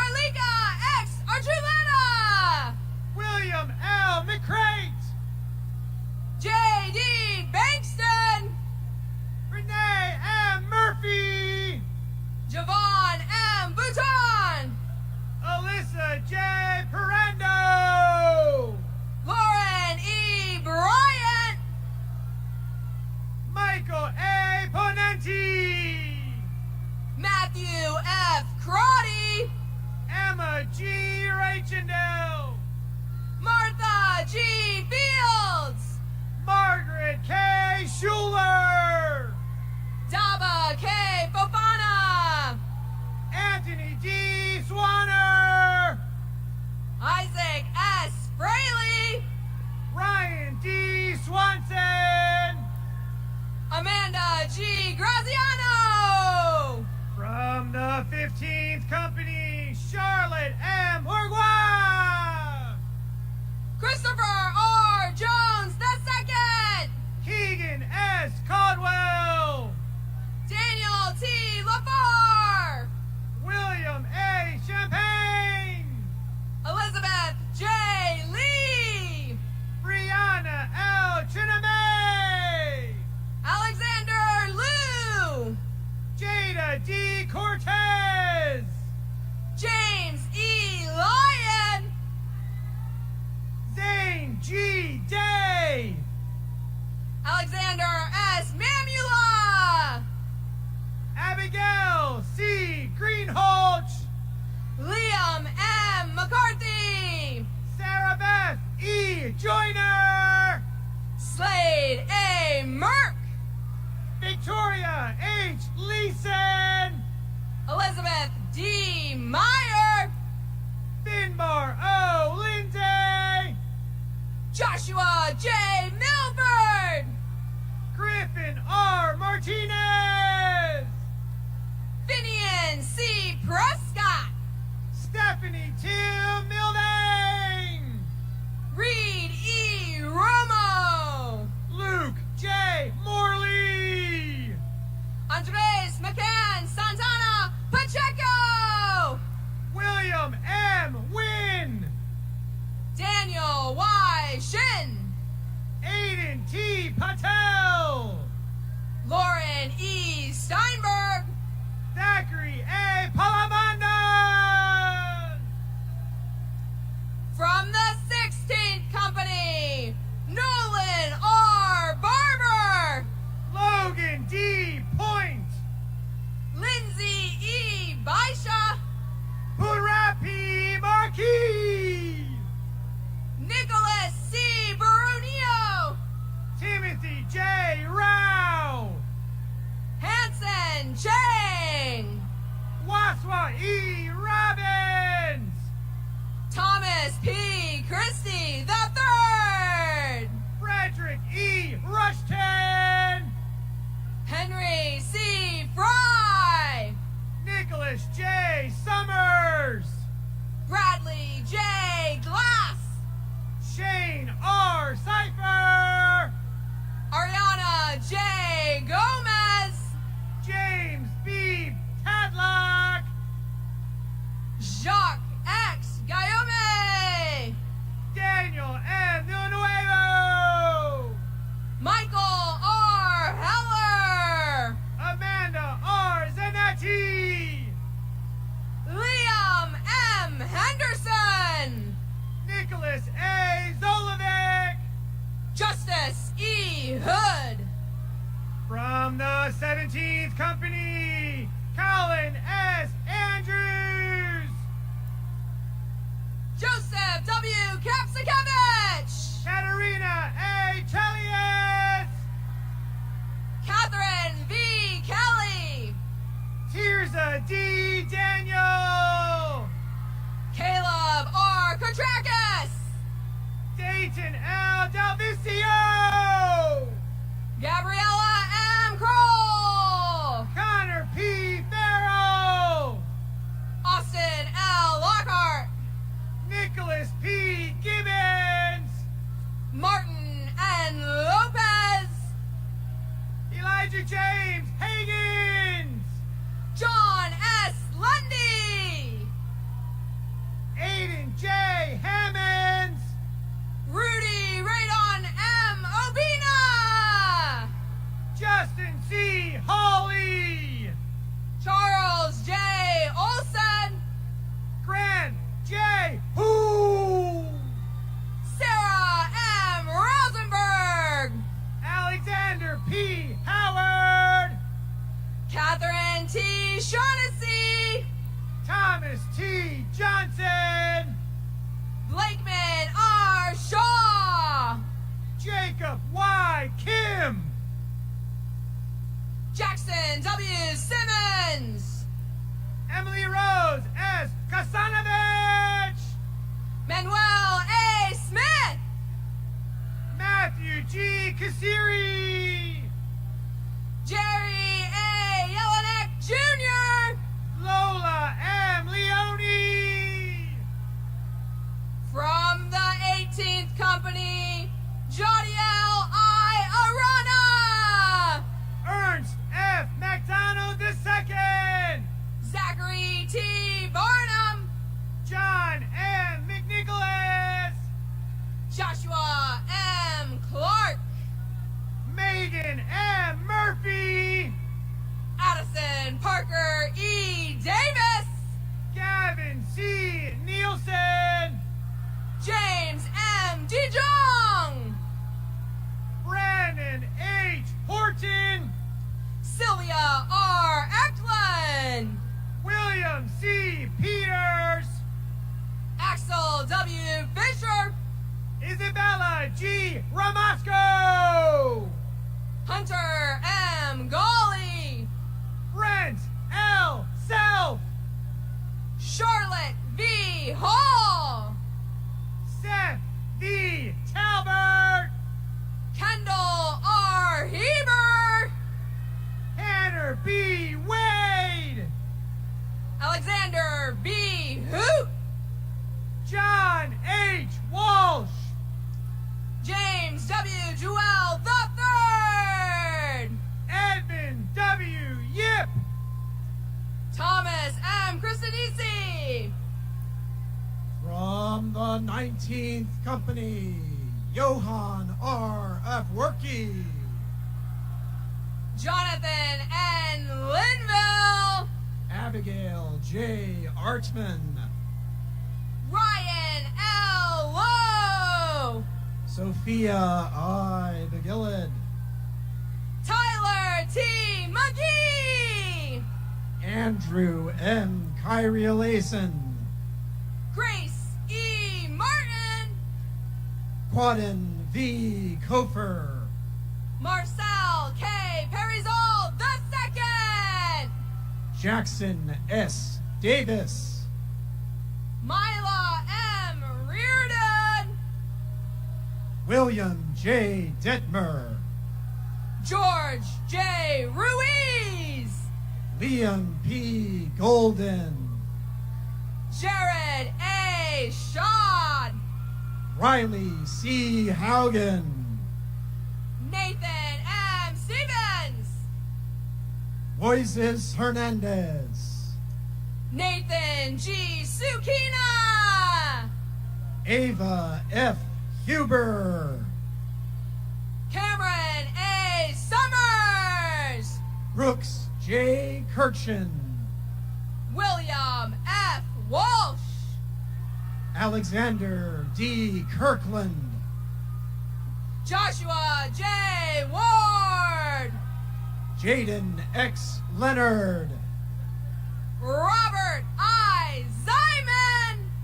Mitchell S. Lewis, From the 20th Company, Brianna L. Baker, Lindsay M. Linville, Seth W. Baylor, Logan E. Lewick, Anna G. Cherian, Miguel A. Matute, Danielle R. Gine, Belinda B. Nessett, Grant D. Glasgow, Eric M. Nordquist, William S. Goldsberry, Emily K. Tannenbaum, Kellen R. Gravede Peralta, Luke A. Terrell, Caleb L. Gross, Richard P. Verrier IV, Jenna Rain Hernandez, Noah B. Ward. Enoch J. Kim, From the 21st Company, James R. Adams, Keanu R. Manuel, Micah H. Evans, Michael B. Marconi, Natanis T. Gaver, Sarah C. Moore. Ellen O. Ha. Ayotoye O. Oguntuashe. Charlotte A. Hill. Donald O. Pubens. Michael K. Kulalau. Peyton M. Pontiff. Christian C. Kier. Lane M. Rivera. Daniel S. Kim. Christopher E. Robertson. Joshua J. Kim. Jordan L. Sanders. Joseph R. Libby. Addison G. Schofield. Cody S. Little. Carson J. Slope. Dominic J. Madigan. Murphy M. Smith. Peter T. Mitchell. Fabiarta Sariana. Mackenzie B. Moore. From the 22nd Company, Yvette Ayala. Tristram R. Moore Jr. Charles E. Brady. Sidney A. Bowery. Angelino Y. Cheng. Vanessa E. Munoz. Benjamin C. Dabick. Doris C. Nelson. Jack T. Finnegan. Austin D. Payne. Colby K. Gross. Caitlin Cabillo Pepin. Anthony J. Ha. Ryan J. Rajapaksha. Sean E. Harris. Andrew L. Rugg. Jeremy R. Heaton. Maurice Paulo B. Salion. Bennett J. Huffman. Alex D. Sanchez. Cecilia B. Eilef. Jackson P. Schuldis. Yoon Sa Jung. Sophia M. Stalker.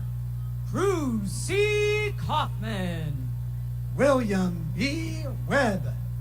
Elizabeth A. Kelly. Abigail H. Yos. Brandon J. Coombe. W. Forrest York. Rodrigo Milan. From the 23rd Company, Brown H. Bedard. General O. Mondreal. Joseph B. Camuso. Cole M. Phillips. Caden R. Carey. Joshua D. Potts. Darius D. Dix. Jaheim A. Scott. James P. Flanagan Jr. Alexis N. Smith. Madison N. Gamble. Bennett M. Stenberg. Andrew H. Hare. Turner B. Stepp. David P. Hill. Victoria A. Trevino.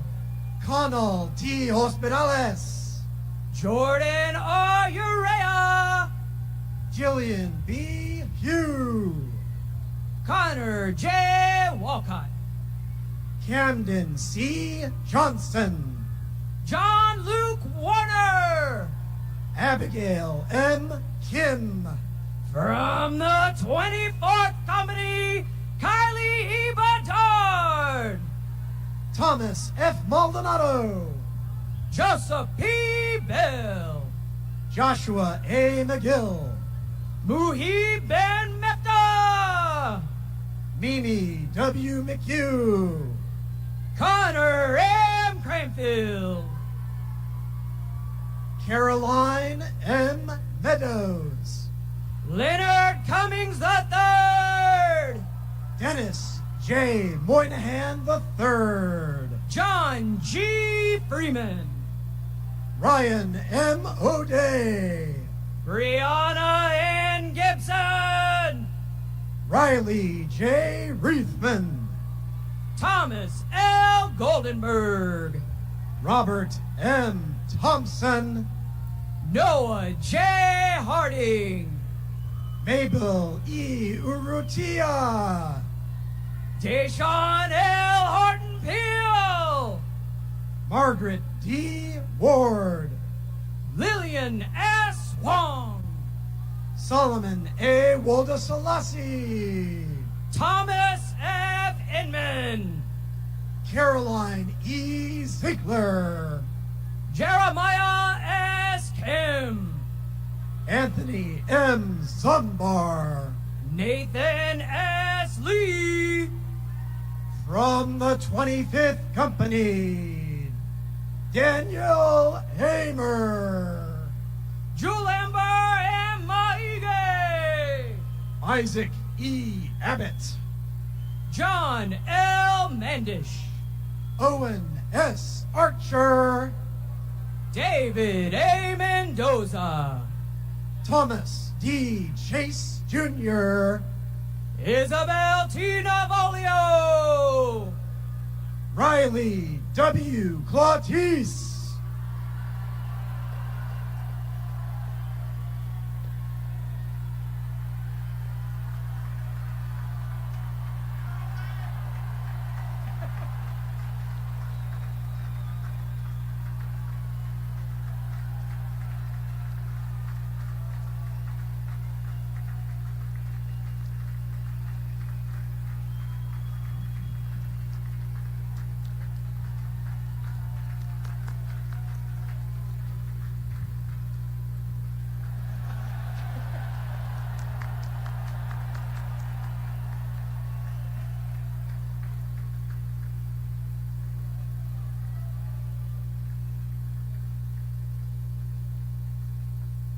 Austin B. Nolan, Peter C. DeYoung, Copeland T. Nowell, Cameron R. Delaney, Blake A. Simmons, Kaylee E. Dion, Emily K. Spencer, Marley S. Duncan, Pedro L. Suarez Solar III, Eric A. Eads, Regis L. Velez, Nicholas J. Edwards, Himat S. Walla, Aiden J. Jibo, Jacob P. Welch, David E. Graham, from the 26th Company, Robert O. Booth, Jenna M. Jelinek, Thomas M. Cho,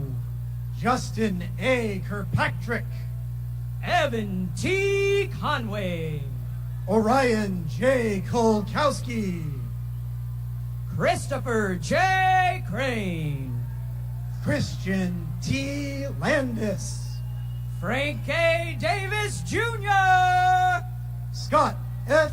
Lyons, Harlan G. Dean, Nolan R. McEachin, Benjamin D. Eichholtz, Kieran E. V. McRae, Robert A. Flores, Gabriel Joaquim E. Santiago, Finley C. Golden, William D. Schneider, Isabella P. Gorzinski, Yasin M. Spanta, James D. Griffin, Sawyer C. Stevens, Eli C. Jones, Justice S. Walters, Joseph S. Kelsey, Alexandra R. Wersinski, Mia N. Lasanti, Allison J. Wright, Olga P. Lopez, Ashley P. Yee, Maggie Mahoney, Patrick C. Zawisbak. Ezekiel C. McKinney. From the 27th Company, Chamonix E. Bass. Connor M. Melanowski. T. Cohen Bruner. Harrison J. Morrow. Zachary M. Fuchsluger. David M. Niski. Savannah I. Goska. Samuel R. Norville. Quinn M. Gonzalez. Madison L. O'Donnell. Bianca M. Harris. Alfonso D. Puma. Caroline A. Irwin. Brian A. Strickland. Caitlin S. Johnston. Kelly J. Sullivan. Mallory F. Jordan. Ty M. Webb. Kevin King. George E. L. Wright. Jack W. Lang. From the 28th Company, Ivan D. Aguirre. Bradley A. Leibel. Jeff P. Albrecht. Mia S. Machado.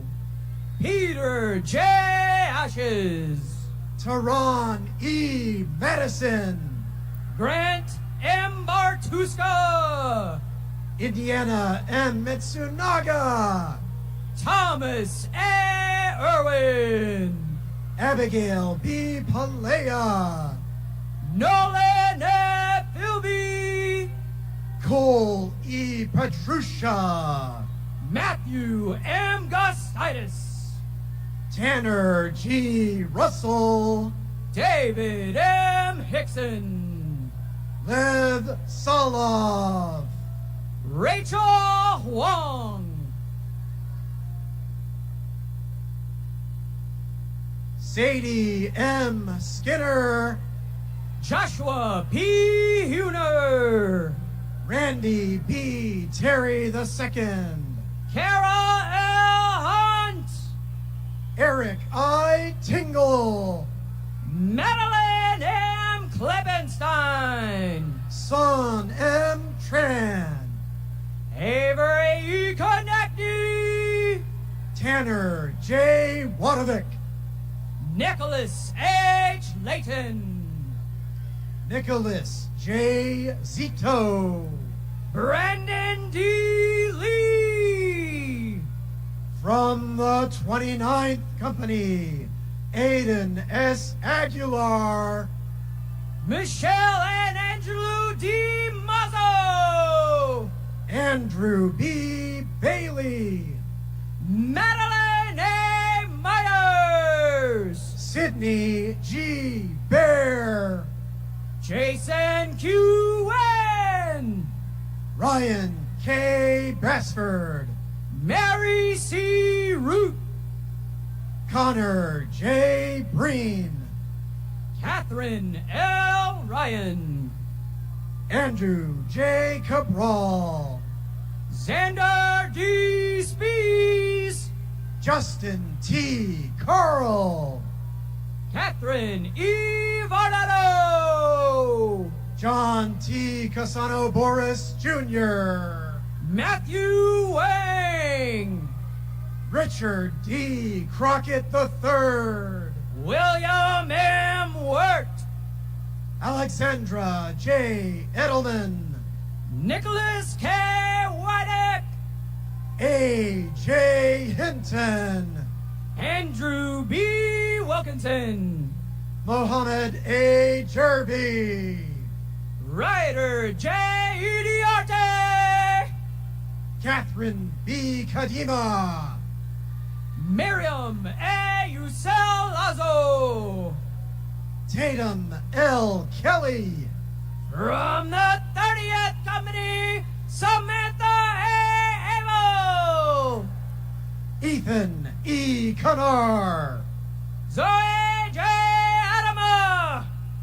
Benjamin D. Leprod, Ian A. Aguilar, Olivia M. Lekovich, Natalie A. Bow, Georgia B. L. Martin, Elliot A. Brandicourt, Marissa L. Meyer, Michael A. Casas, Thomas F.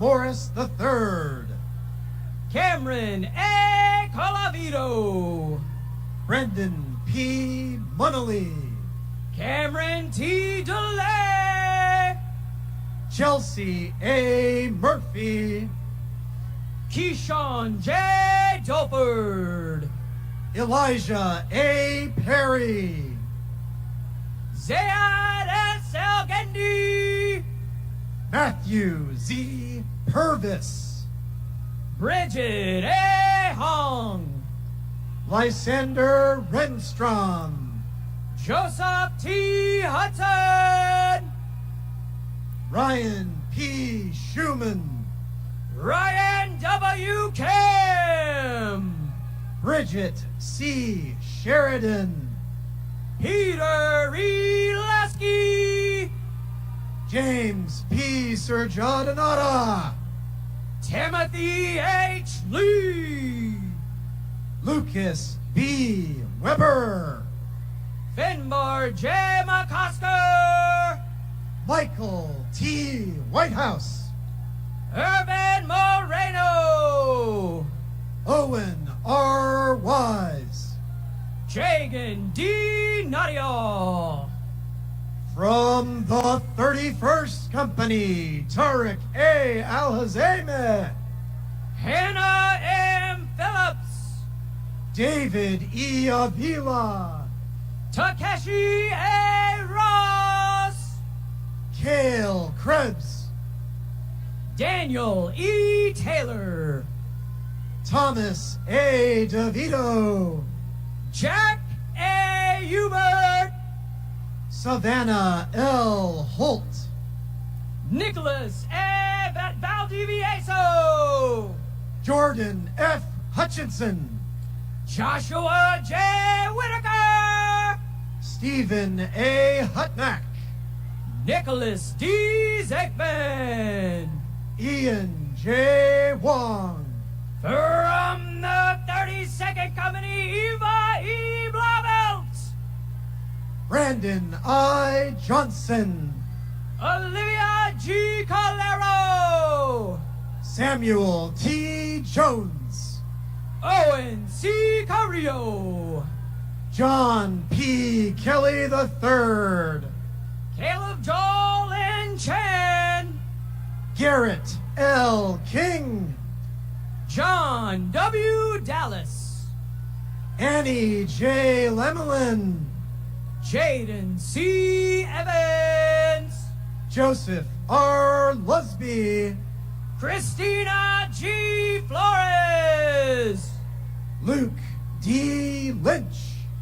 M. Storm Gonzalez, Isabella N. Marchi Setjan, Peyton Ohio, Alan T. Merrill Jr., Hannah E. Hoover, James A. Millett, Ariel M. Hudson, Robert A. Montoya, Robert J. Kittleberger, Elizabeth Marcia Perry, Ethan S. Korwitz, Tiffany A. Shields, John J. Coombe, Kayla V. Sim, Matthew J.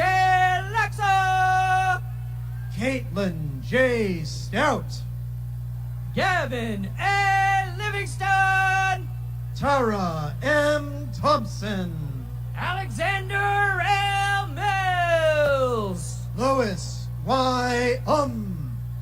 Michael P. Murphy, Ty C. Van Winkle, Sydney G.L. Niddle, from the 33rd Company, Harrison J.A. Beckwith, Noah G. Nuez, Jacob M. Darrow, Juanito C. Nugroho, Joshua C. Davis, Sierra D. Paoli, Sadie J. Eiting, Anthony A. Fan, Joyce Fung, Renell J. Spears, Victor I. Gallardo, Olivia Zhang, Kalele Ikoka Nohona Makwana Hakes,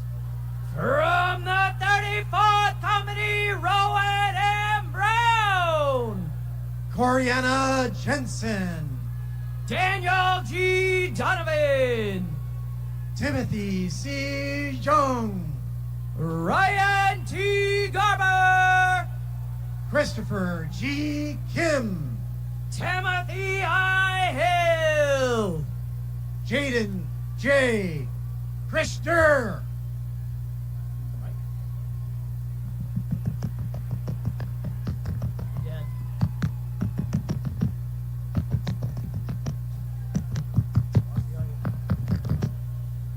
Yes.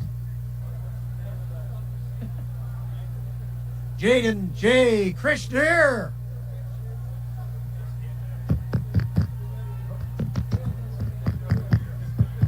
there's no AV. No. He didn't take the phone off? I don't know. Well.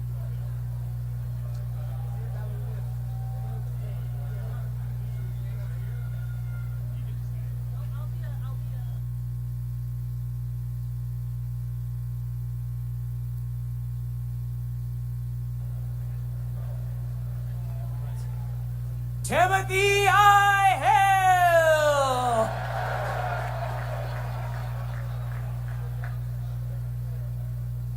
Jaden J. Christer, Robert P.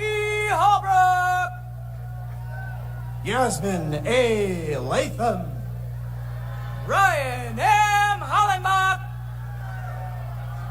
Webster H. Lowe, Ryan C.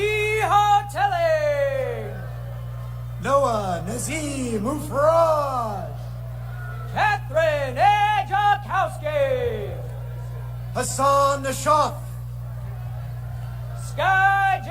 Locktowen, Sang Pasea Un Samon, John T. Lemke, Angela M. Santos, Savannah J. Lewis, Dylan G. Steadley, Emma M. Luke Case, Ethan J. Sullivan, Akshad Meir Ashwari, Lyndon A. Taylor III, George H. Main, Henry C. Tolker III, Alec D. Malone, Luke A. Wagner, Scott A. Martinez, Mitchell John White, Jessica G. McKenzie, Ellie S. Wiltsey Hyatt, Sarah L. Parico, from the 35th Company, Kinnery R. Atkins, Ian J.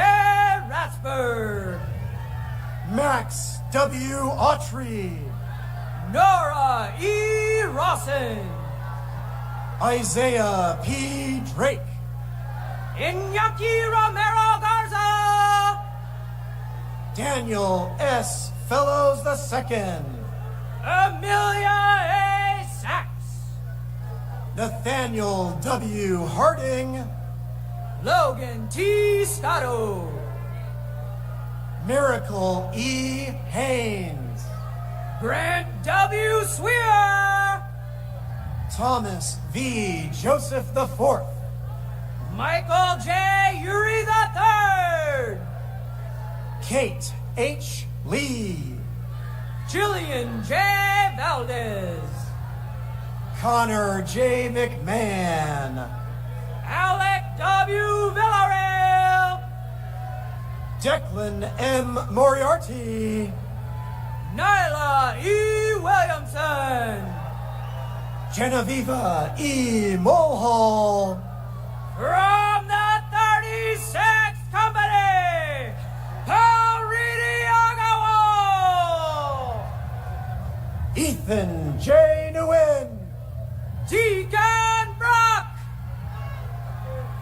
Juan S. Ortiz Perez, Ulysses E. Buzen, Luke H. Parker, Elise J.S. Chapin, Noel L. Rubiano, Jackson D. Collier, Andre T. Sykes, Michael A. Cullen, Hannah E. Sarver, Colin P. DuPont, Conrad L. Schutz, Jessica L. Felix, Stephen H. Smith, Christian G. Frymark,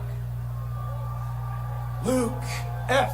Sullivan, Josiah G. Glenn, Richard R. Swan II, David S. Graves, Benjamin T. Valdez, Alexis S. Hamilton, Joshua M. Walker, Kyle S. Jacob, Harold E. Watson, Thomas P.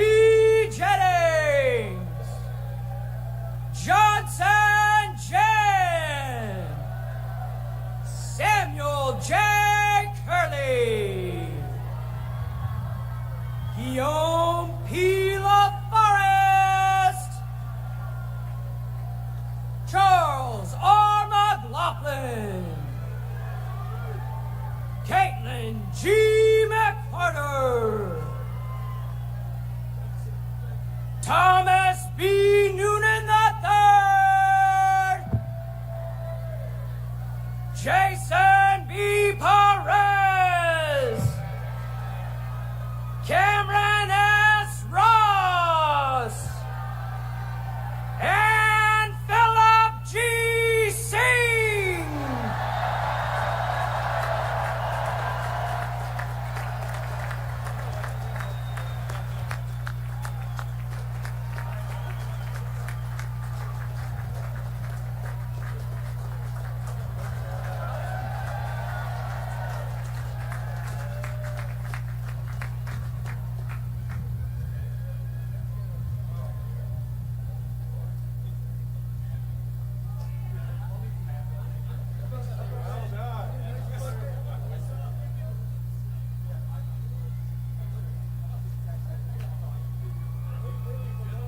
All right.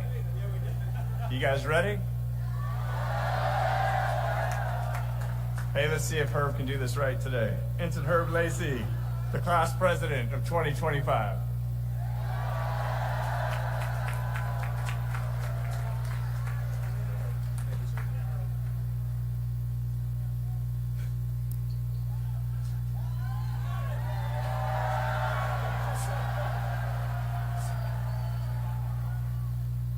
Good afternoon, Vice President Vance, Secretary Phelan, General Smith, Admiral Kilby, Vice Admiral Davids, distinguished guests, family, friends, faculty, staff, and members of our link in the chain, Commander Chikanovich, and the class of 1975.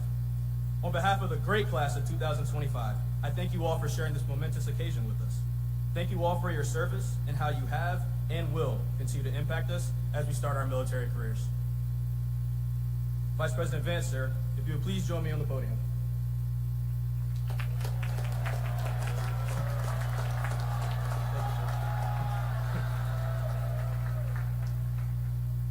Sir, thank you for taking the time to be here with us today. We appreciate all the words you've shared with us. Your insights, not only as our Vice President, but as a Marine, are significant, so we will keep them in our minds as we enter the fleet.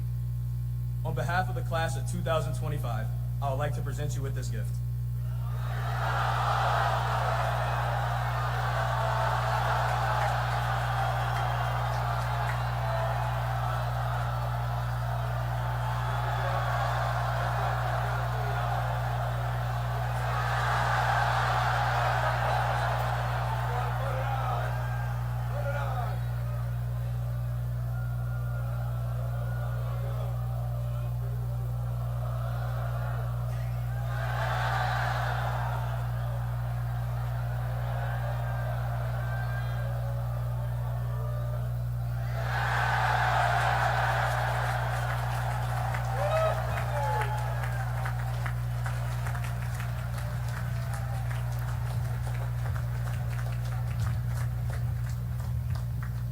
Thank you, sir. I have never in my life envied a human being who led an easy life. I have envied a great many people who led difficult lives and led them well. Former President Teddy Roosevelt. Living our lives well is something that we always hear about here at the Academy. Earlier this semester, my class was given the opportunity to vote on who would be our honorary graduates. These three individuals have either made great contributions to our class, the brigade, or our country. They have set an example of what living our lives well can entail, no matter what our journey is. I would now like to take the time to recognize our honorary graduates. Our first honorary graduate is Mr. Pierre Duvernay. Mr. Duvernay serves the brigade every day as our...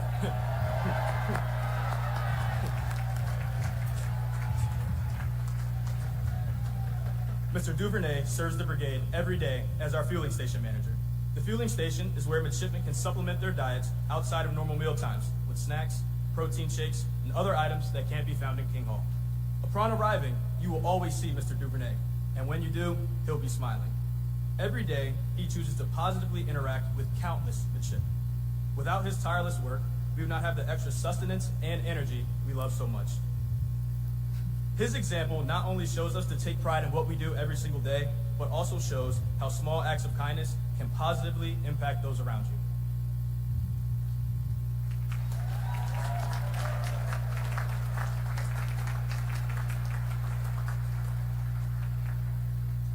Our second honorary graduate is Major Jeff Ball, a Purple Heart recipient who embodies our core value of courage.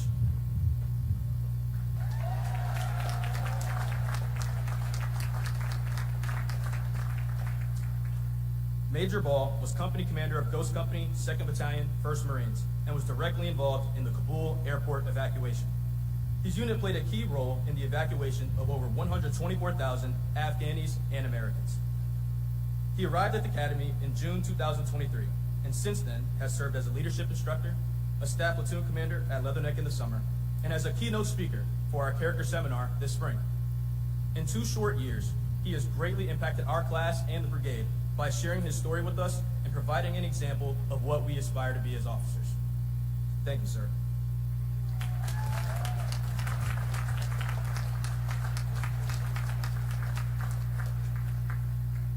Our third honorary graduate is Ms. Sandra Duplantis and her dog, Siggy.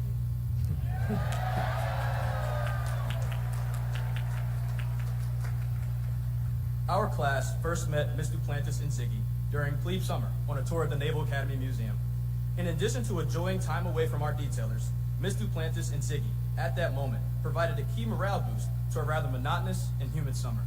She and Ziggy can often be seen around the yard during exam periods, plays, and important events that we have shared together as a class. Her impact goes far beyond the extensive work she does for the museum, and we are so grateful to have her here. Honorary graduates, would you please stand to be recognized? We'd like to present you each with a token of our appreciation. Unfortunately, Mr. Duvernay could not be with us, but we appreciate him nonetheless, regardless. If you look to your left, or look to your right.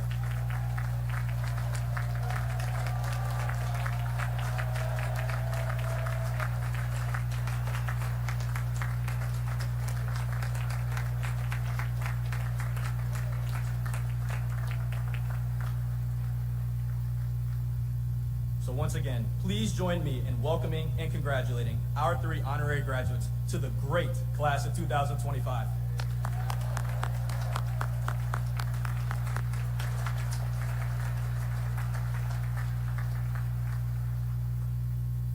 I would also like to thank everyone in this stadium for supporting us throughout our 47-month journey.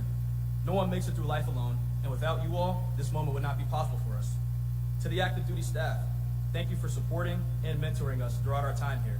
You have provided an excellent example. To the professors and educators, thank you for all the time spent on ensuring we graduated. I speak for many of us when I say the extra instruction was key in our success in making it to graduation. To our link in the chain, the class of 1975, thank you for being with us every step of the way on our USNA journey. From the time you met us during plebe summer, to Bonds of Gold, our commitment dinner, ring dance, or service assignment, you all have shown your unwavering support for our class. We appreciate the effort you have taken to develop us from midshipmen to officers in the world's finest military. To the classes of 2027,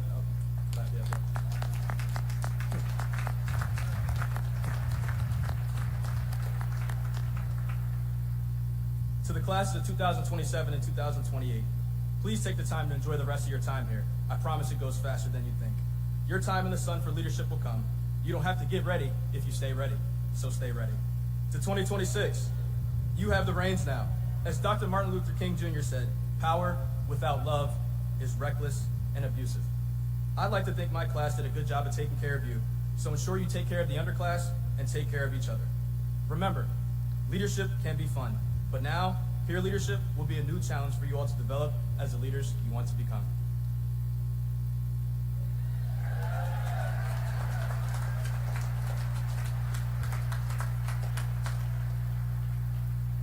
And now here's my favorite part.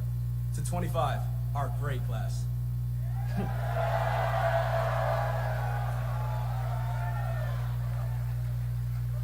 I know your families are waiting on me to finish, so I'll try to stick to my 3 B's. Be bold, be brief, and most importantly, be gone. When I think about us, I think of 2 quotes. One, our class motto, Warrior Invictus, meaning death before defeat. And 2, a quote from former President Franklin Roosevelt. It is common sense to take a method and try it. If it fails, admit it frankly and try another. But above all, try something. From plebe summer, where we were told every challenge is an opportunity and we were to rise to it, to sitting in our seats now as future Naval Academy alumnus, we were dealt an interesting hand of cards. Our leadership didn't want our excuses. They told us to perform regardless. And that we did. From being in companies that faced a new culture due to rearranging the upper class in the brigade, to very temporary in-person PCAs, to the 36 company shift with more billets than people to fill them, and so many more challenges we could think of. You name it, the Academy tested us, and we have risen to those challenges.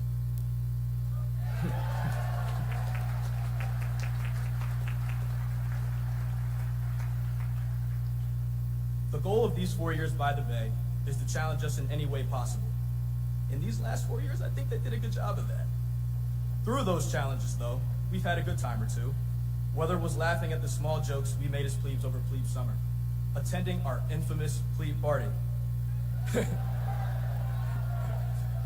being the first class to do Severn Shellback as youngsters, our ring dance, or many Long Island Thursdays as firsties. Through 4 years, we've made the most of every opportunity to spend time together. So as we commission, and life presents us with more of these inevitable challenges, I ask of us 2 things. 1, to keep each other close and always support each other, because simply put, who's going to take better care of us than us? And lastly, to remember Lieutenant Brendan Looney's quote, be strong, be accountable, never complain. These words from Lieutenant Brendan Looney are what are expected of us as we continue on. To try, despite not knowing how to proceed, is the life we're called to live as officers. One of our classmates is leading by example already. One of our own, Riley Clautise, faced an injury over our last winter break, leaving him unable to walk. Despite facing the unthinkable, he continues to have a positive attitude and never complains. I use Riley as an example, but each of us has a story and a challenge that we have overcome to make it to this point. Many things in this life we cannot control, but we can always control how we respond. The sum of your character is not how many times you fall down, but how many times you're willing to get up and try again.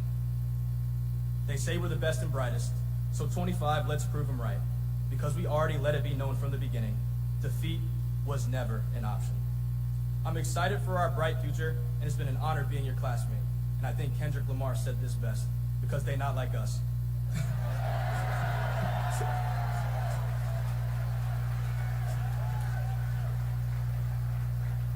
Thank you all. God bless. Prez out.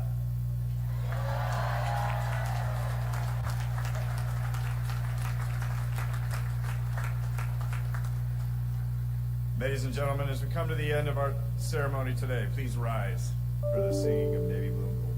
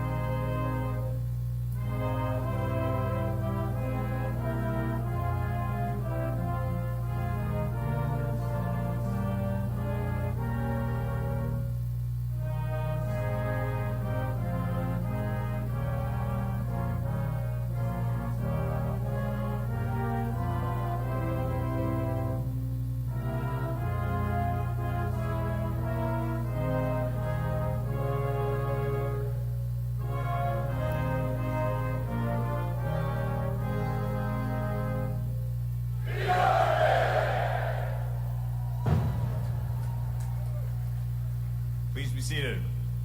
One last time. All right.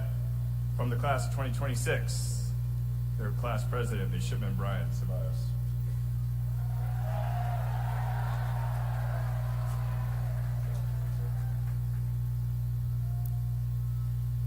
Members of the classes of 2026, 2027, and 2028, please rise.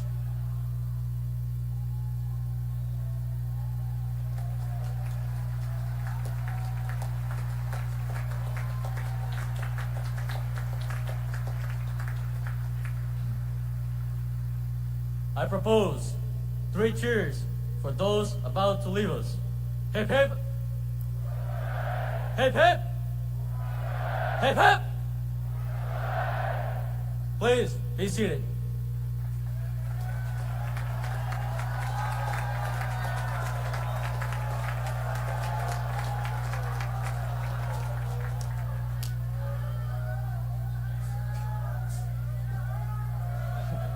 Class of 2025, please rise.